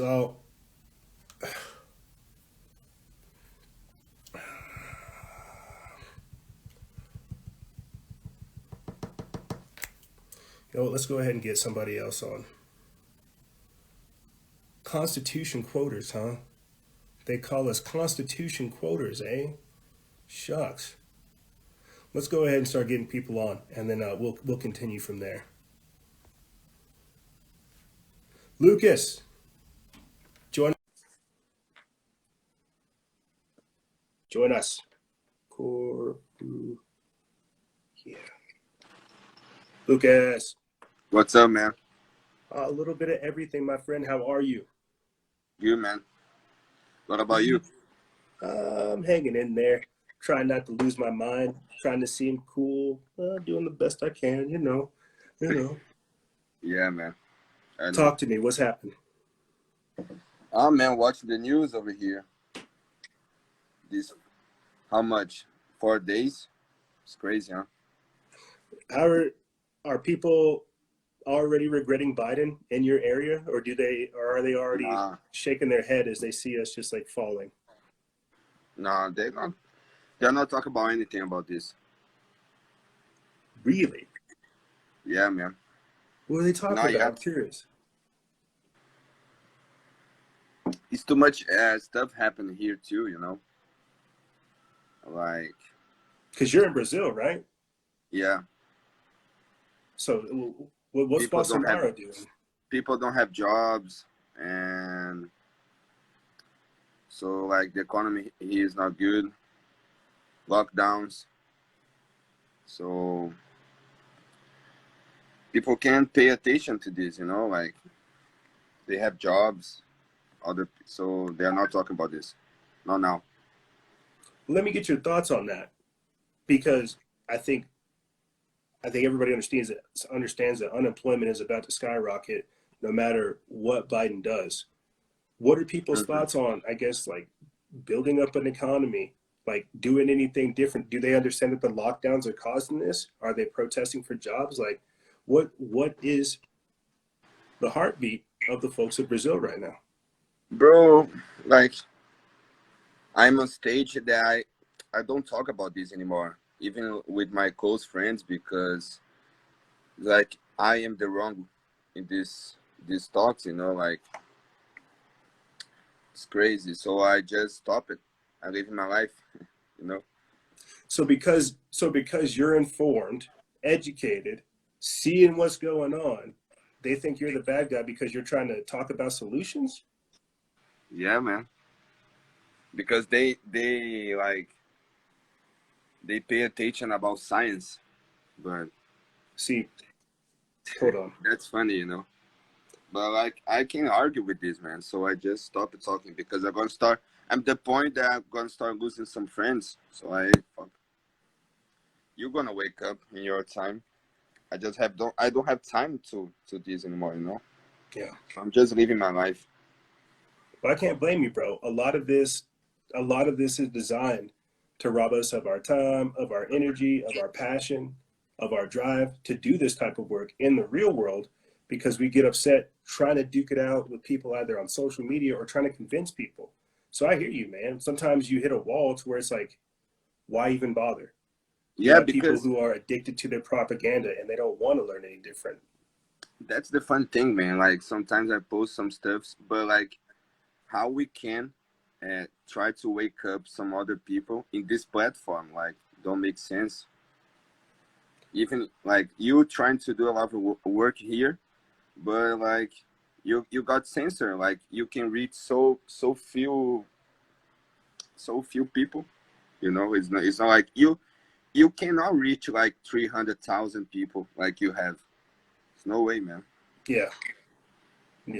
Well, what about? Oh no, go ahead.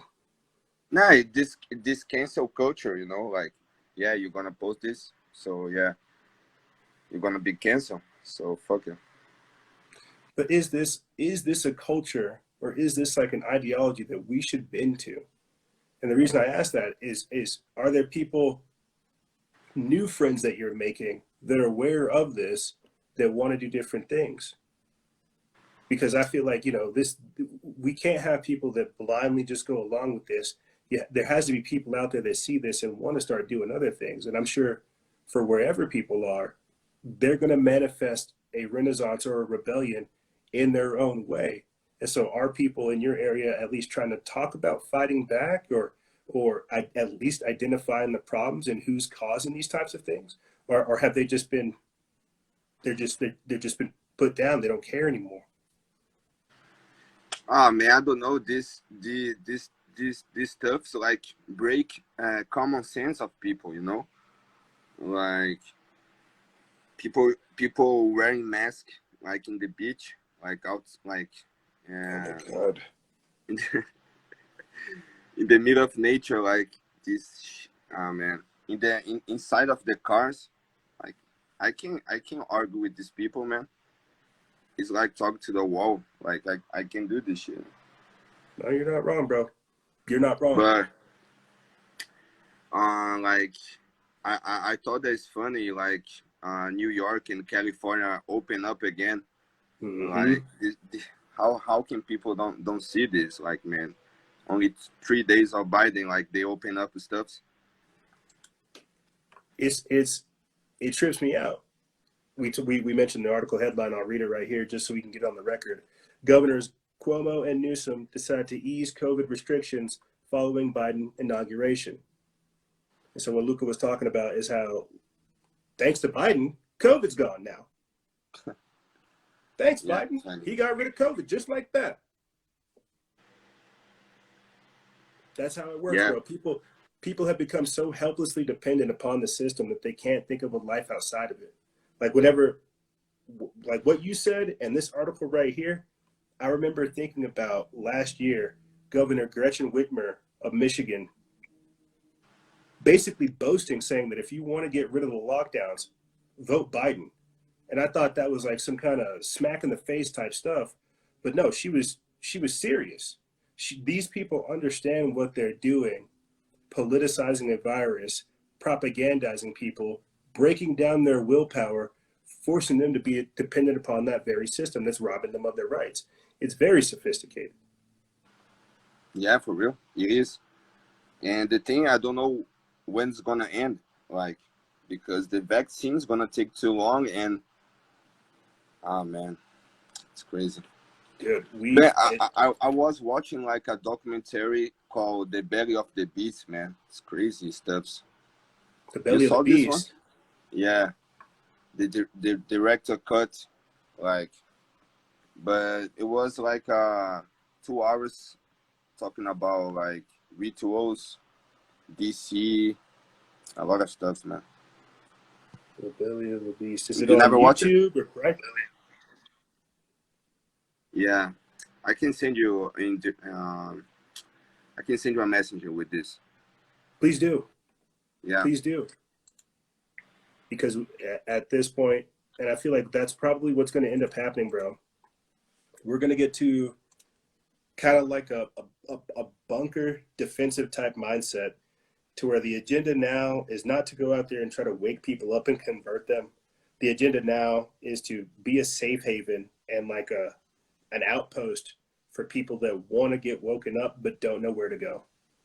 I feel like that's the angle we got to come from now. We have to start saving books, downloading books, like downloading PDFs, printing off documents. Like, we have to start taking the information off of these platforms, holding on to it, and creating like a bunker and a base for other people that eventually want to wake up but don't know what to do or where to go.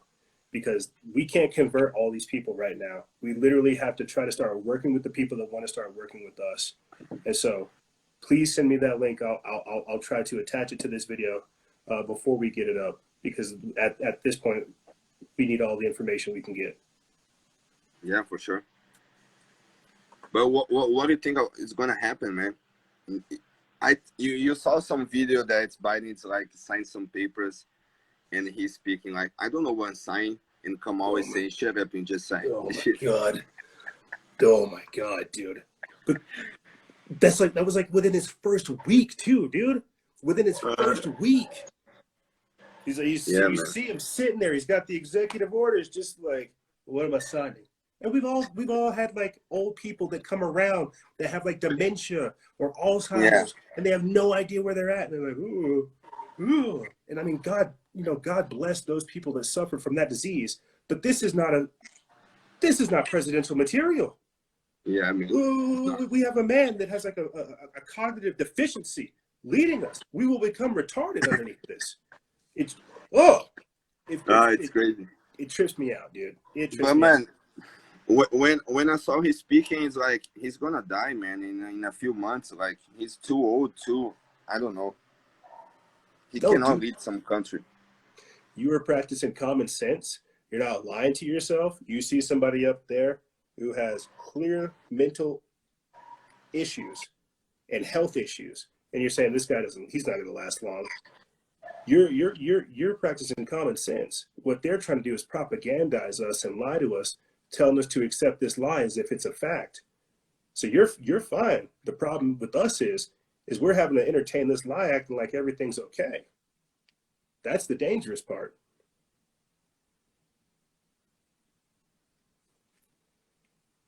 Oh, Luca.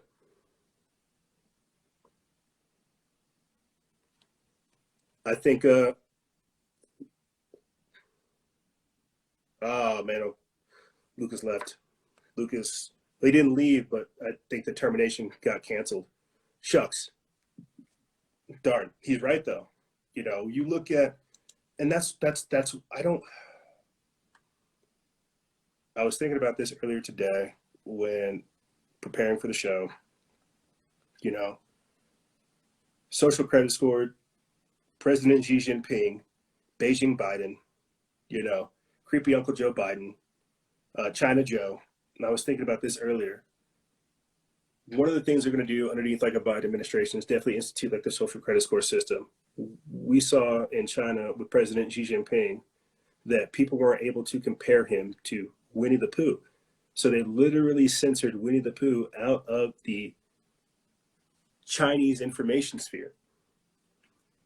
They will begin to do the very same thing here. We won't be able to talk about Biden's failing health. We won't be able to talk about how he has cognitive impairment because that's too real. We'll be able to we'll have sarcasm. We'll be able to make jokes, but they won't let us say that the emperor has no clothes. We all don't want to live underneath this lie. The emperor has no clothes. This man is failing in mental capacity, like he can't be president. Shut up, you racist. Shut up, you nativist. Shut up, you religious extremist. Shut up, you Trump supporter. Shut up, you authoritarian. You know what? Stop thinking. You know what? Put your mask on. What are you doing? You're not allowed to have a thought. This is the dangerous aspect of the world that we've entered into, to where we literally can't call out the very people who are carrying out things to our disadvantage. Like people on some of these forums that I've just stumbled upon recently, they're hilarious, bro. They call Biden Jiden with like Xiden. Yeah, Jiden, because Beijing Biden, creepy Uncle Joe, China Joe, because he sold out. And it's crazy to see them make these connections, not only with memes, but with like radical hate, dude, because they're seeing these people literally give their worldview over to China. Because what's happened now is we no longer have politics or ideas that govern us. We don't really go by like the law. We have now become like lawless. You get me? And so whenever we have adopted essentially a foreign country's way of ruling in our own nation, we're headed quickly towards disaster. Let me read real quick from one of these. Let me read real quick from one of these comments on one of these forums. And it says, and more Biden regret voters. They put this up 22 hours ago. It's by Jesus Jugs. It says, quote, I work with a bunch of people who hate Trump, including my boss. What makes it worse is the fact that we are a very small business that deals with churches and construction. I'm not a construction person, but I do admin work. Well, today, a bunch of them were sitting in the office bitching about how Biden was ruining the economy by increasing the minimum wage. Mind you, these same particular people were doing, quote, victory laps and dancing around the office on Biden's inauguration day. Didn't take too long for that to change. I don't think my eyes could roll any farther back into my skull. Oh man, I'm telling you, you guys got to get some of these. You have got to get some of these Biden regret memes. They are so spicy, they are so bad, and it's true. But at the same time, we've got to look at how some of these can be opportunities to wake people up. That's what I was talking about with our previous guest, Luca, that we no longer should be trying to convert or wake folks up. Sad truth. For doing this for so many years, being censored and I guess behind enemy lines, however you want to look at it, we should not be trying to wake people up. At this point, we need to think about what ground we have covered, what we still have, and again, get into that defensive, bunker-like mindset where we act as an outpost for people to leave the system, because Biden regret is a real thing. People are going to be waking up and saying, oh, shit, it just wasn't Trump. That's why I voted for him. And then they'll see that their paychecks get smaller and smaller, and that they're unable to feed their family, and the taxes have gone up, and the gas is shooting through the roof. But he told you he was going to do this. He told you, I'm going to raise taxes. He told you, I'm going to get rid of oil and gas. Yeah, the whole industry. So as we go through this transitional period, we have to understand that Biden regret is an opportunity for us to wake people up and at the same time bolster our ranks and fortify our position. Think about what we are doing. Really fortifying our ideas, you see. Somebody in the chat, Alan SAP, or whatever your name is, Alan.sap, says, wake up, GameStop is the next Tesla. He's not too far off. People have very little hopes moving forward. And when we're talking about the technocracy and the scientific dictatorship, the easiest way to get across a lot of these ideas is to put it into a video game. They are the most unaccessed demographic of people who are not politically active. And all they would literally have to do, as they did, I think, in Minecraft, they did it in Minecraft. What's that other game called? I don't play Xbox. Where you all of them, you shoot something. God, I'm having an old folks moment for sure, dude. Fortnite. There you go. Fortnite. They did it in Fortnite where they had like a massive TV screen and they had nothing but like Hillary Clinton propaganda and like anti-Trump, anti-American propaganda. So if they did that in every single major video game, they could definitely propagandize a fair amount of people. Call of Duty, Roblox, Grand Theft Autos, Fortnite, Fallout. There you go, bro. The next the next Skyrim, the next Elder Scrolls, whatever it is. All they would have to do is begin to propagandize people, and over time, their will would be broken. If not with the Xbox One or the Xbox S or whatever it is, the Xbox Infinity, the next one. You get what I'm saying? But here, let's go ahead and get real people in, and then we will continue on. Let's go ahead and get Earth.evolutionary on. I love that name. Earth.evolutionary. Salutation, Earth. Or maybe I should call you Terra. Yo. You're on, bro. Holy shit. What up?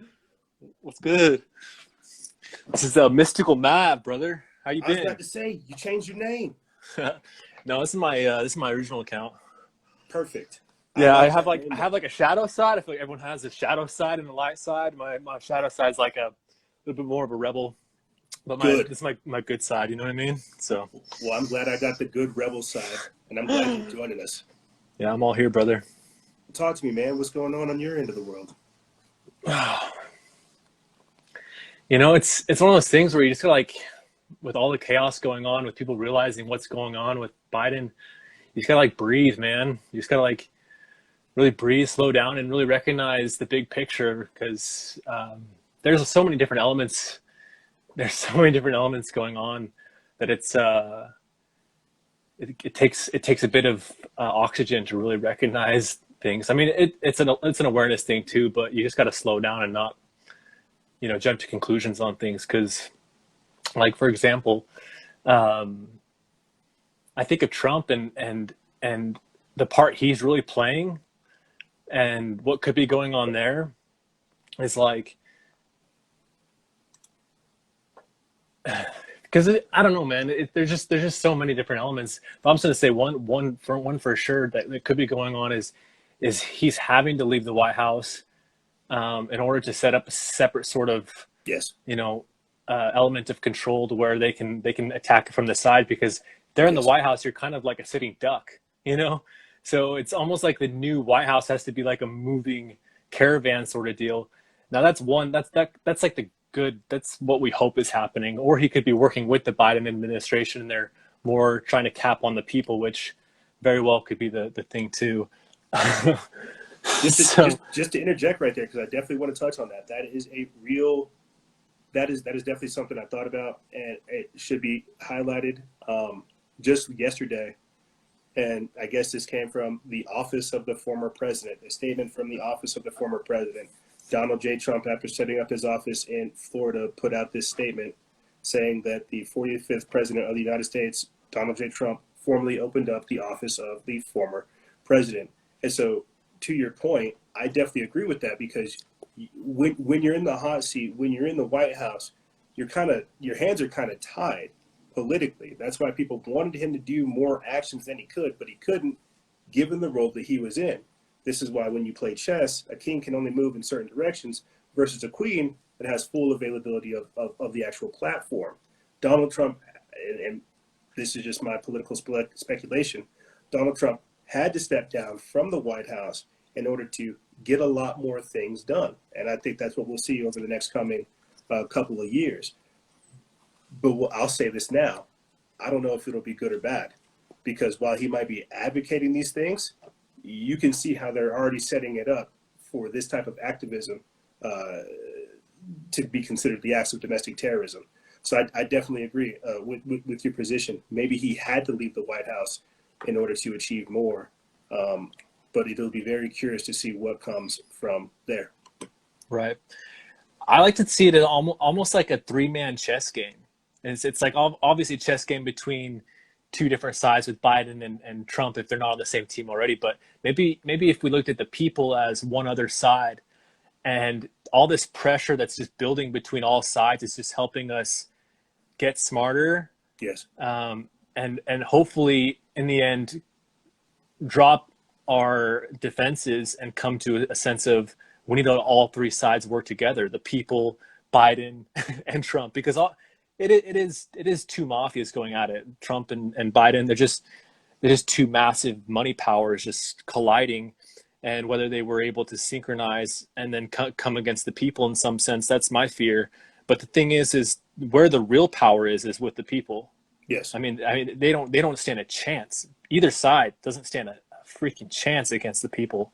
And so if the people can really realize their power and come together, dude, those two sides will become our puppets. Let me get your thoughts on this real quick. Something I kind of see popping up a lot lately is people no longer talking about the left or the right paradigm, like the left wing, right wing paradigm.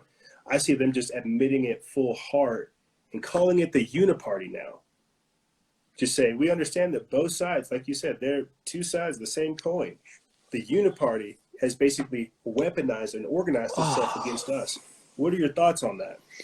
The uniparty is one that really freaks me out because for one, we haven't had any reconciliation with the human trafficking and child trafficking and all that Satanism and stuff. So until that all comes to light and we've had restitution with all that stuff or some sort of, coming to agreement of how that stuff ended, we don't know who's controlling that unified party. So I wouldn't trust that sort of deal. I would think that's the that could be malevolent beings, puppeteering just the people that are in power to put that on. And I don't think the people should stand for that.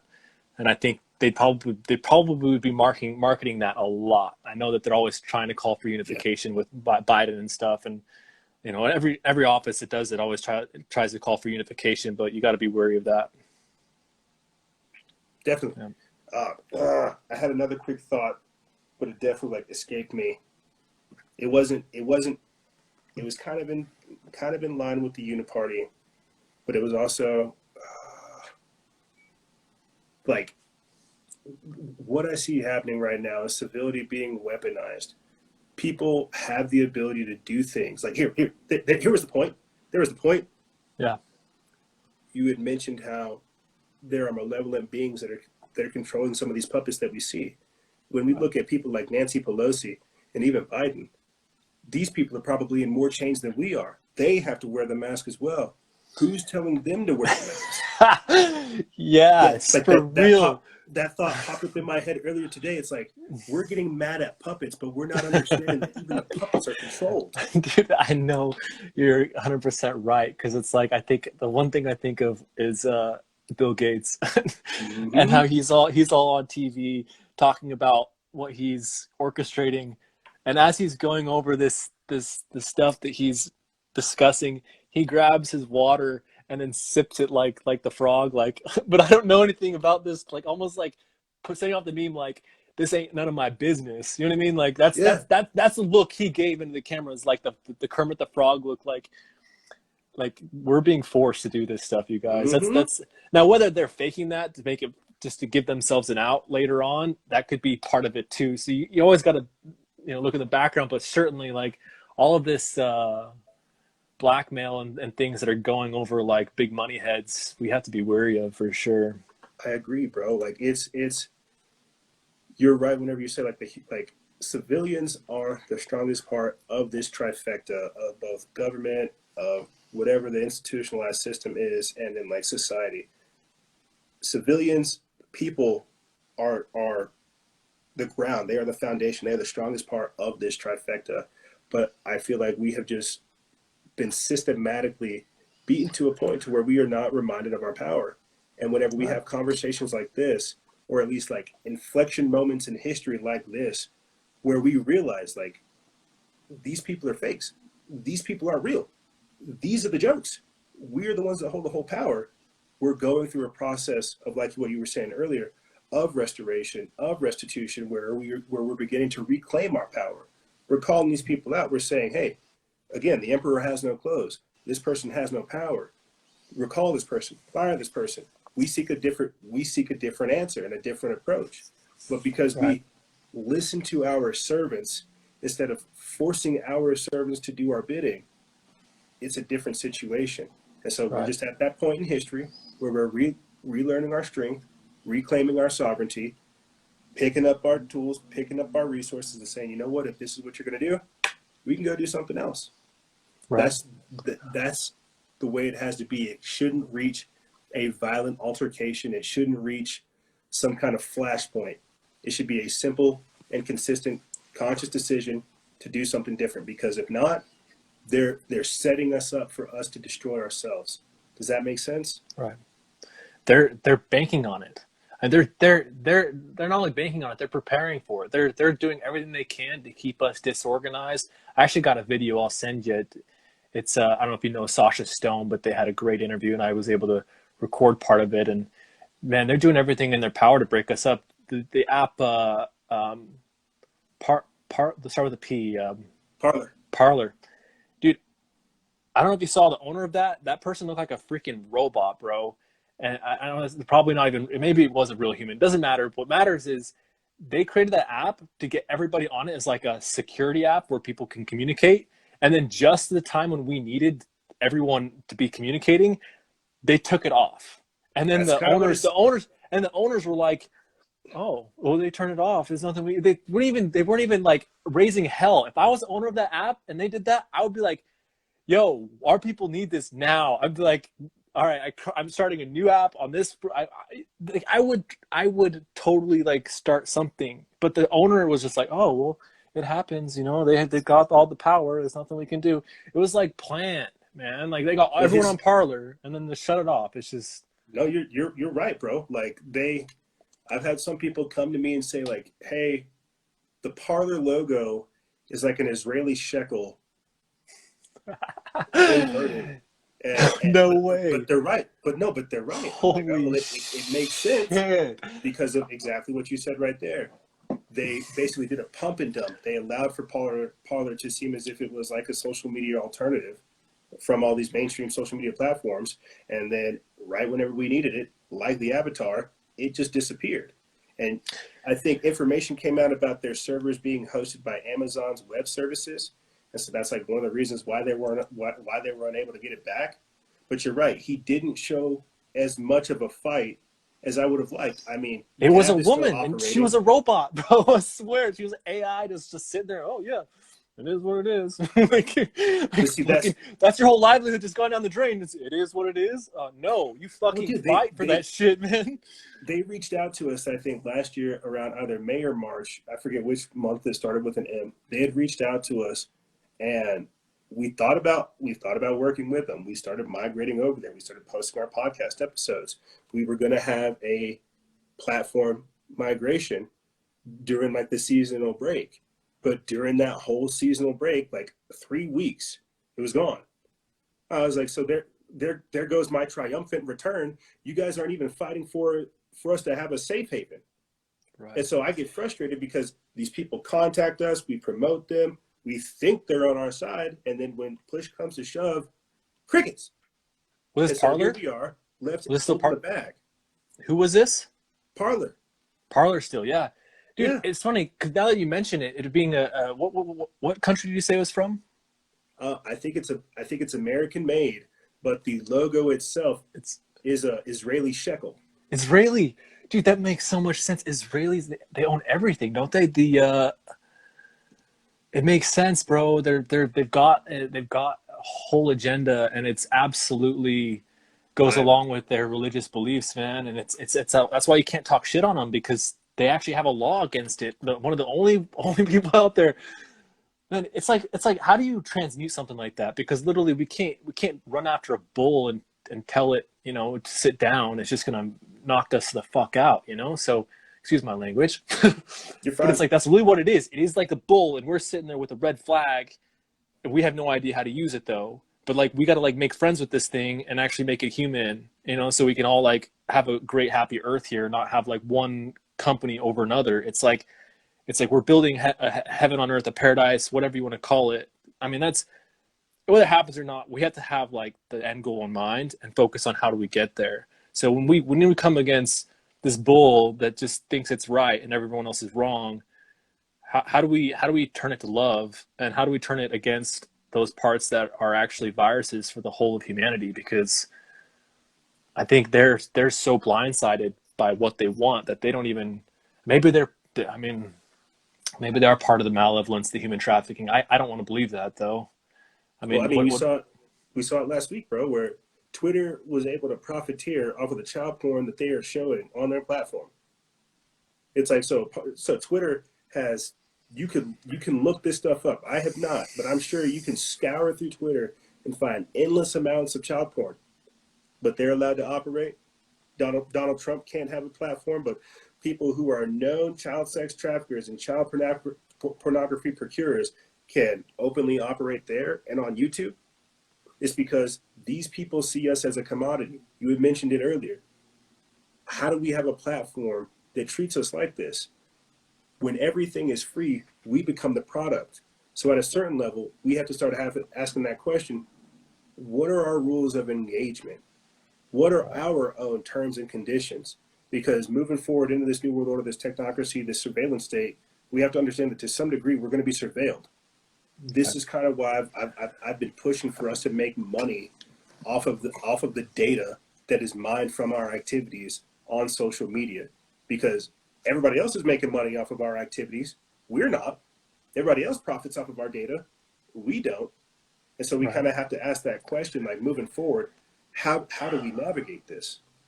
You were asking it too. How do we navigate it with social media platforms acting like bulls like this? We just have to figure out how to define what our terms and conditions are, what our rules of engagements are, because this is going to be our new reality. And we have I think what it really comes down to is, I mean, the bottom of it all is the evolution of mankind, recognizing that in order to suffice those avenues of self gratification, for need of a better word there, some sense of rejuvenation. So like you said, when you say these companies are taking advantage of us in every way when it comes to information and things, how do we gain a footing in that realm? Well, we have to come to understand that there is a bigger picture. And so when we evolve to understand that we don't just make our bed in our house, we make our bed for our world. So what does that mean? That means we have to look at all the different elements and make sure that we're contributing to those parts that actually get back to us. Now, it may not give back to us in a greater way, it may be a smaller way, but if you do all these different elements providing your little bit of energy, and it comes back to you in a little bit of energy, and you're doing that in all these different avenues, that's really the greatest way. So I think tying it back to what we talked about earlier is, are we fighting against these different mafias? How do we transmute them to actually help them serve the collective soul? We have to make sure that we keep ourselves accountable where we're putting our energy. And we got to make sure that you know, whether it be Trump's team, or I'm just using this for an example, Trump's team or Biden's team, okay, if we're going to be putting our money in either one of those pockets, you know, whatever company, organization is representative of those different avenues, we have to make sure that those companies are giving it back to the people. Yes. It's almost like that toroidal field of society where there needs to be a cap at the top to where all the extra comes funneling down to the people at the very bottom, so those people can rise up as they're meant to.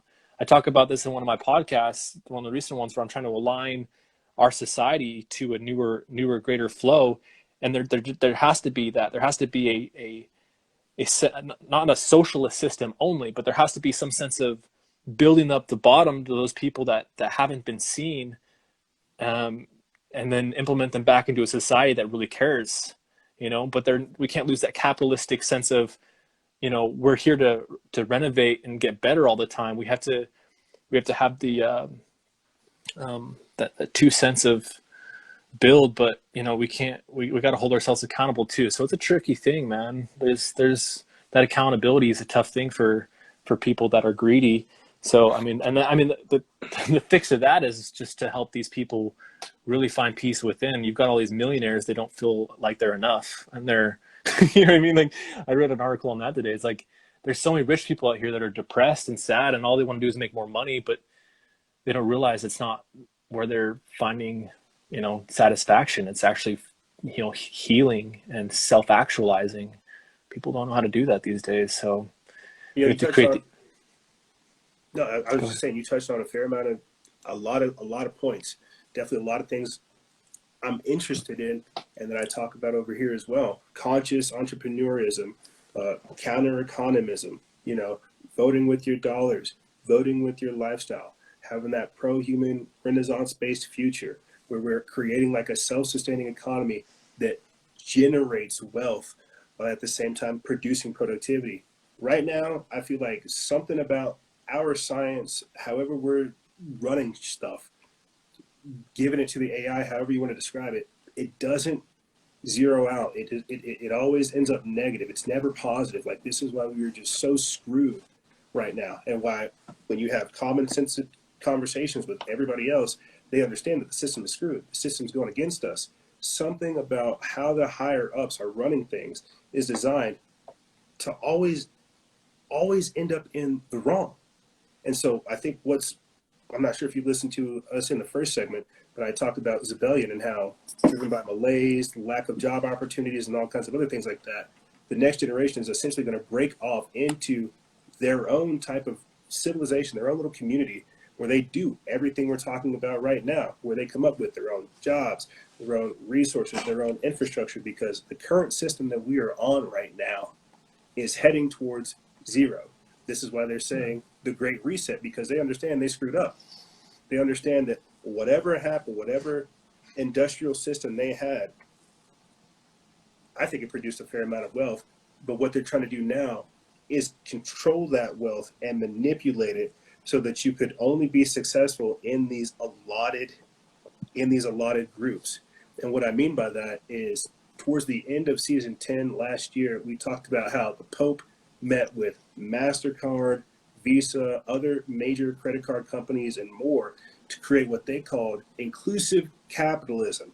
They created a group of essentially elites saying, we want to be the guardians of capitalism, the guardians of inclusive capitalism. It sounds like communism to me.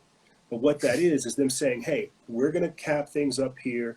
We're going to have innovation hubs. And if you don't start prescribing or advising different ideas that are within these categories that we like, we're just not going to accept it. We're not going to give you funding. And so we already see them setting up the one world government, the one world system, the one world economy, and more. And so what this is doing is pushing individuals like ourselves to say, well, we don't want that, but we still want to have society. How do we practice conscious capitalism and counter economism to have that pro-human Renaissance-based future? Because this is not that. What this is totalitarian, authoritarian fascism, a global corporate government that's designed to rob us of our rights. And so what we are doing right now is piecing together, what are we taking with us as we break off? Because I think we already inherently know a lot of the thoughts and the topics and the things that we've even discussed here will not be permitted going forward into the future. And so we have a very slim opportunity to not only crystallize these ideas, but at the same time actuate them. And so we're seeing that great separation. You're seeing other people of other nations have this very same conversation, seeing how globalism is affecting them, and saying, well, how do we break off? And so it's kind of like that toroidal field that you were saying. As the power goes over there, you also have energy coming over here. So it's crazy the days we're in. Yeah, I mean, I think in the end, having things branch off and people go about their own way of making things successful and beautiful, I think in the end, that's probably what's best. We've gotten so one track minded in the sense of like cities and the way things are supposed to be ran, but we're running into innovation meeting separation, which means, you know, I don't know if you saw Black Mirror with the one where they're having these really nice houses out in the woods, just like far away from everyone. It's like you have your entire grid all in your house. You know what I mean? Like, and nice cars, whatever, what have you. You know what I mean? Where it's just like you can power your car right there at the house and just drive. You know, that looks beautiful to me. And at the same time, we'll have a lot of people moving out in the countries. We'll have these city dwellers with tons of empty houses. We already have 6 empty houses to every homeless person. It's United States is absolutely ridiculous when it comes to greed. Like we've got so much going for us. It's not even funny, but the people are they have the fear-ridden sense that we need to survive, but really they should be thinking, how do we thrive? Because there's so much available to us. So even if they did bring this, you know, monolithic capitalist kind of control system to us, it may not be as bad as we would think, so long as the people that are bringing this to the table are actually some sense of benevolent. They see themselves in the lower class and want to make sure that this flow would be actually beneficial for the people. I think what's happening right now is there is a dying breed of the older generation that was full of greed and pride and harbored a lot of negativity from past generations. And I think the newer generations that are coming up, they fear in some sense. They see a lot of, you know, people that are full of ego and fear. They don't like the beauty. They don't like the beauty of younger generations coming up and showing them up. You know what I mean? Like I'm a perfect example of that. I couldn't stand my father for the sense he knew what I had coming for me, and he was just trying to shove me down my whole life, man. And he may not say that, but it's true, man. They don't support the newer generations coming up because we do have a lot going for us in some sense. So, but once that generation dies off, I hate to say that, but I would rather them heal. I would rather them realize the pain that they've gone through in their past and come to amends and realize that they don't need that in the future generations. I would prefer that over, you know, having them, you know, learn the hard way. But that's why all we can do is stand in the tides of the future, bro, and try to learn from their mistakes. You know, that's the only thing we can do. But plug your podcast real quick, bro. Plug your podcast and your pages for us real quick. Yeah, Restitution Radio. Yeah, yeah, it's on. I've got season 1 done. I just finished episode 1 on season 2. It's called Evolution Revisited, and I'm just going over all these different aspects within society that need to be evolved. You know? I even talk about Biden. How do we even like make this Biden administration coming in? How do we transmute it to be actually of service? I know we all fear Biden, what he's trying to do, but maybe in some way we can make it good. Maybe in some, and I don't really go too in depth on it. I probably should, but how do we make this Biden administration actually of service? Because maybe God, you know, the higher vantage point of awareness said this is actually the best way to go. There's a lot within our system, and I'll end with this. This is probably the biggest point and issue we need to make as a society, is recognize it's not us versus them. It's actually us versus ourselves for the most part. If these people have any sense of benevolence within them, and they look at society and go, you know, these guys don't even know what they're doing. You know what I mean? Like they're trashing, you know, cities, trying to take over cities, tearing up their own businesses. You know, I hate to say it, but I think a lot of it's a karmatic thing. You know what I mean? It's like we're actually killing innocents and using an actual industry out of animals that actually experience life the same way we do, in the sense of feeling. Like they don't care anything about the pain that they cause other sentient beings. If I'm an alien and I'm like a benevolent alien looking down on some earth, and they're, you know, raping their cows, chickens, you know, whatever they're eating, they're raping them and using them as just like an item that you'd wear. It's like, I wouldn't want them to succeed either. I would say, fuck these people. They literally don't give a fuck about any of these. Sorry, excuse my language. It's a passionate thing because I want this. I want people to realize, like, this is really the real problem. It's really where we're screwing ourselves in a cosmic sense. Is we're disconnected. We are disconnected from nature, straight up. And if we could learn our ways and not go get that, eat that burger, that chicken, that whatever, just like, and like allow these animals to live, or at least, I've eaten meat my whole life. The last 4 years I stopped, but I never felt better about myself ever since. I used to be depressed and wondering why I'm not feeling good in my life. And then like I stopped eating meat and all of a sudden I feel light as a feather, and I'm able to focus without feeling like I'm doing something wrong in my life. It made a huge difference in my psychology. People don't know that. But yeah, that's really the big thing is the karmatic debt we got to drop. It's like, it would be, I think that's what's really keeping a lot of these big, it's still in the air, honestly. I think Trump and them still, a lot of the big money people still eat a lot of meat, still cause a lot of harm in that sense. But yeah, I think that's the real battle we're fighting these days is our karmatic debt. And it's coming into a great energetic flow in our galactic system. I don't know if you hear about our Earth entering a new realm within the space, but supposedly it's a new density. Yeah. Yes. So no, I hear you, brother. We are definitely in a spiritual war, and it's raging on, and those with eyes can see it. And we're trying to figure out the vernacular and the language to help describe what we're seeing. And that's it. We are truly in historic times with a spiritual war raging on in front of us, and we're trying to figure out what can we do while we don't get caught up in the tide. But I want to say thank you for joining us, brother. This was definitely a powerful call. I hope you join us again next week. I jump on your pages real quick. I jump on live every time you get on, brother. So whenever I see you jump on, I'll get on and we can have a chat. But yeah, my Instagram. Well, this is my Instagram, but this is my company that I'm working with, or that I set up. Deer Network, man. Deer Network's the system where it's like you go on and it's almost like the grounding for a newer civilization where we connect these different systems. Okay. So the base is basically recognizing we're all one. I think that's one of the biggest things we have an issue with, or they're trying to create some sense of issue. I don't really think it's an issue. I think you talked about this earlier, didn't you?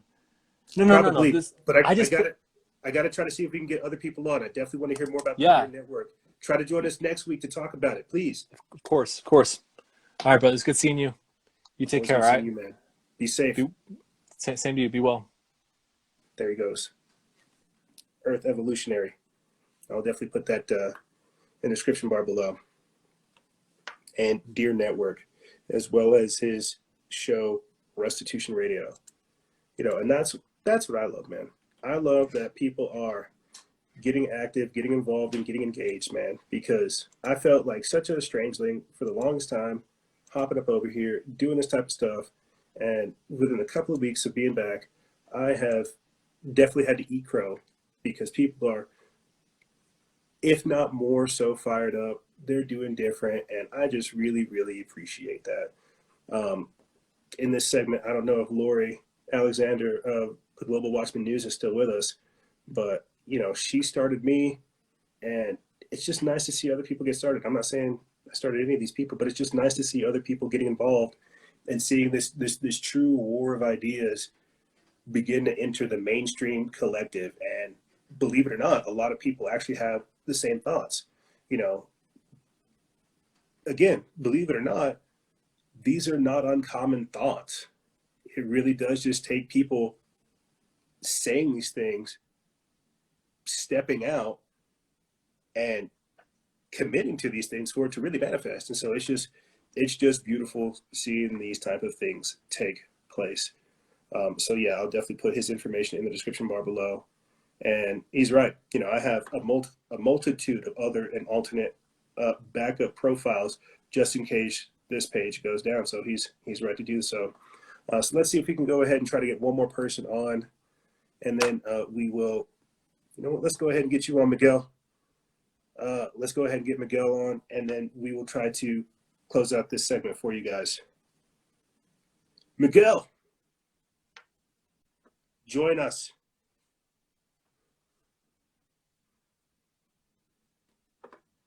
I'm not sure how much time we have, but hopefully it doesn't cut out too much. It says that you're connecting. It won't let, of course it won't let you, bro. Try to send the request one more time.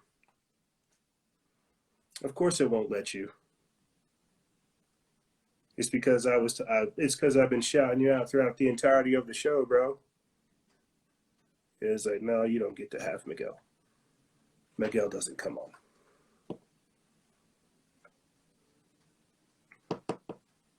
Maybe.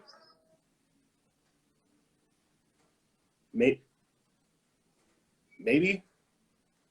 It sounded like it tried to connect and then just said no again. Yeah, for sure. Lucas, send me the link to the documentary you were talking about. If not over Instagram, send it to me via Telegram. The Belly of the Beast. I'm not sure where you said it was at.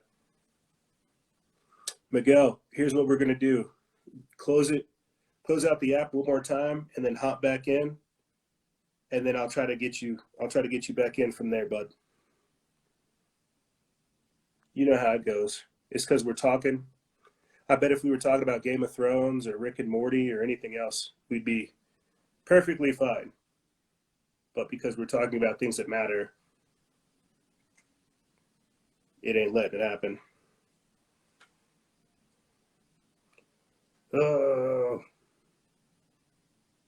Apparently we did have time for another call.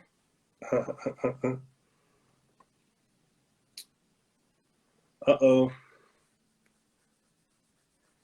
Lilith Vesna says that she loves my voice and that I need to start a podcast.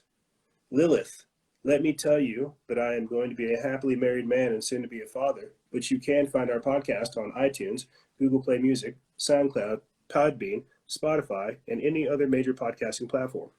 Factions of Freedom. We put out new shows every Friday. Miguel, I'm going to try one more time, bro. I had accepted it.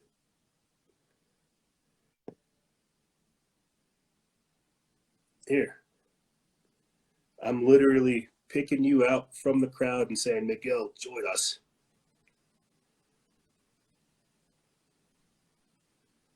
Oh, it happened.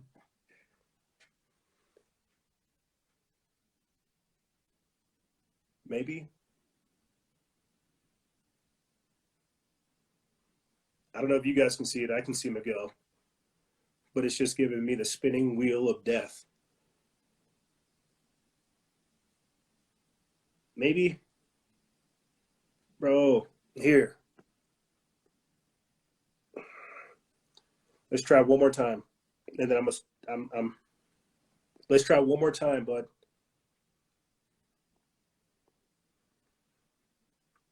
Sorry about this, guys. I just really wanted to hear what Miguel had to say because I want to hear how his job interview went, and I also want to hear how him and his team, he told me that he's getting a bunch of people together to do the very same thing, to come up with like his own podcast. And so I want to hear. Let's try it one more time, bud.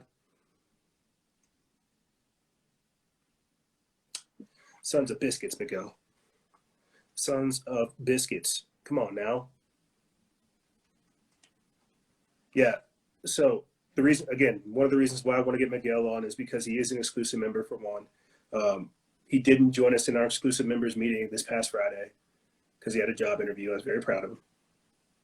And in between the break, he told me that he was him and some local people, some of his friends around him, were going to start getting up like an informational network to do the very same thing. And I think that's super cool because not only are you having like an information disbursement network, but you're also creating like a local activist group that can get this information out there. Oh, yeah. If you're sure, bro. He says, I'll just wait for the next exclusive meeting. I don't want to hear that, man. But how about join us? How about for the next Instagram live next Tuesday? Because everybody already hears. Just join us in the first segment, since I've already like preempted you, and then just tell everybody, because I want them to hear it from you, bro. I want them to hear it straight from you. So yeah, we'll try one more time, and then I will close out. Oh, I'm here. Oh, of course. Oh my gosh, we had to go through so much trouble just to do that. But I'll just start talking since I don't think we have a lot of time, man. I just want to say, I just want to say congratulations on being father. I know you talked about this a lot, and I'm just proud of you. And you're gonna be a great role model, man. I'm proud of you, man. Like, life's amazing. Anyways, ever since Biden got elected, right?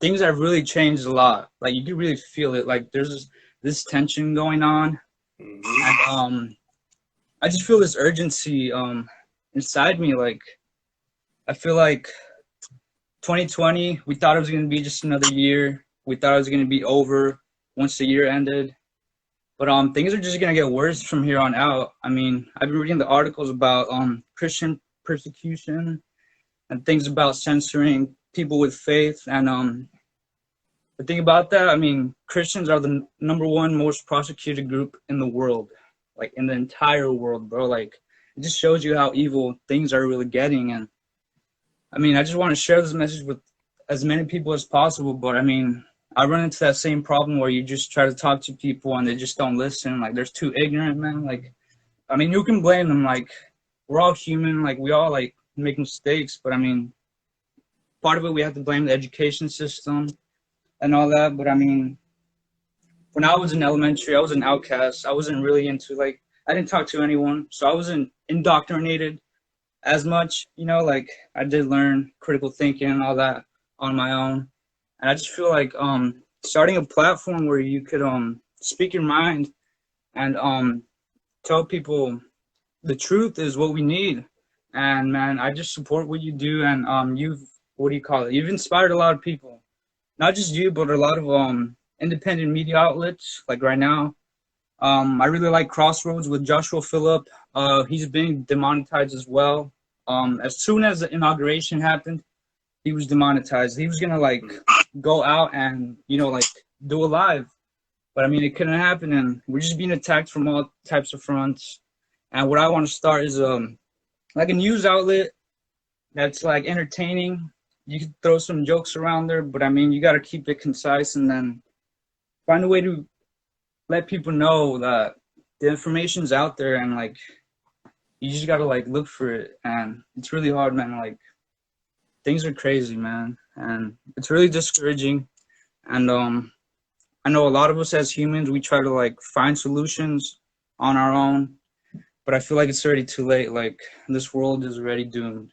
And the best thing we could do is not try to save it, but just try to save ourselves and save the people we love, our family and loved ones, and anyone that's willing to hear. And yeah, that message comes from like the Bible, like sincerity and all that. Like, that's what we really need. We need God, and we need to be prepared for the afterlife, because they already defeated us here in the physical, and what's coming after that is what's really important.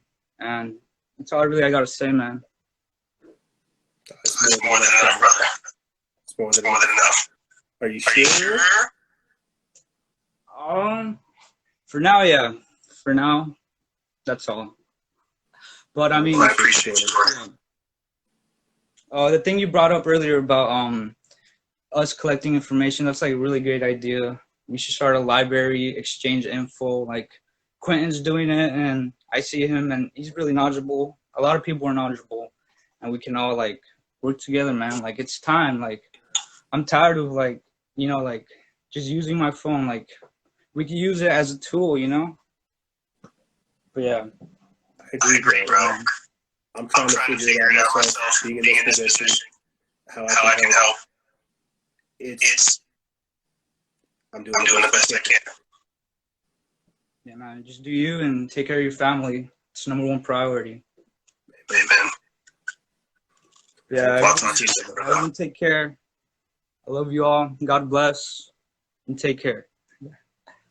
There he goes. There's Miguel.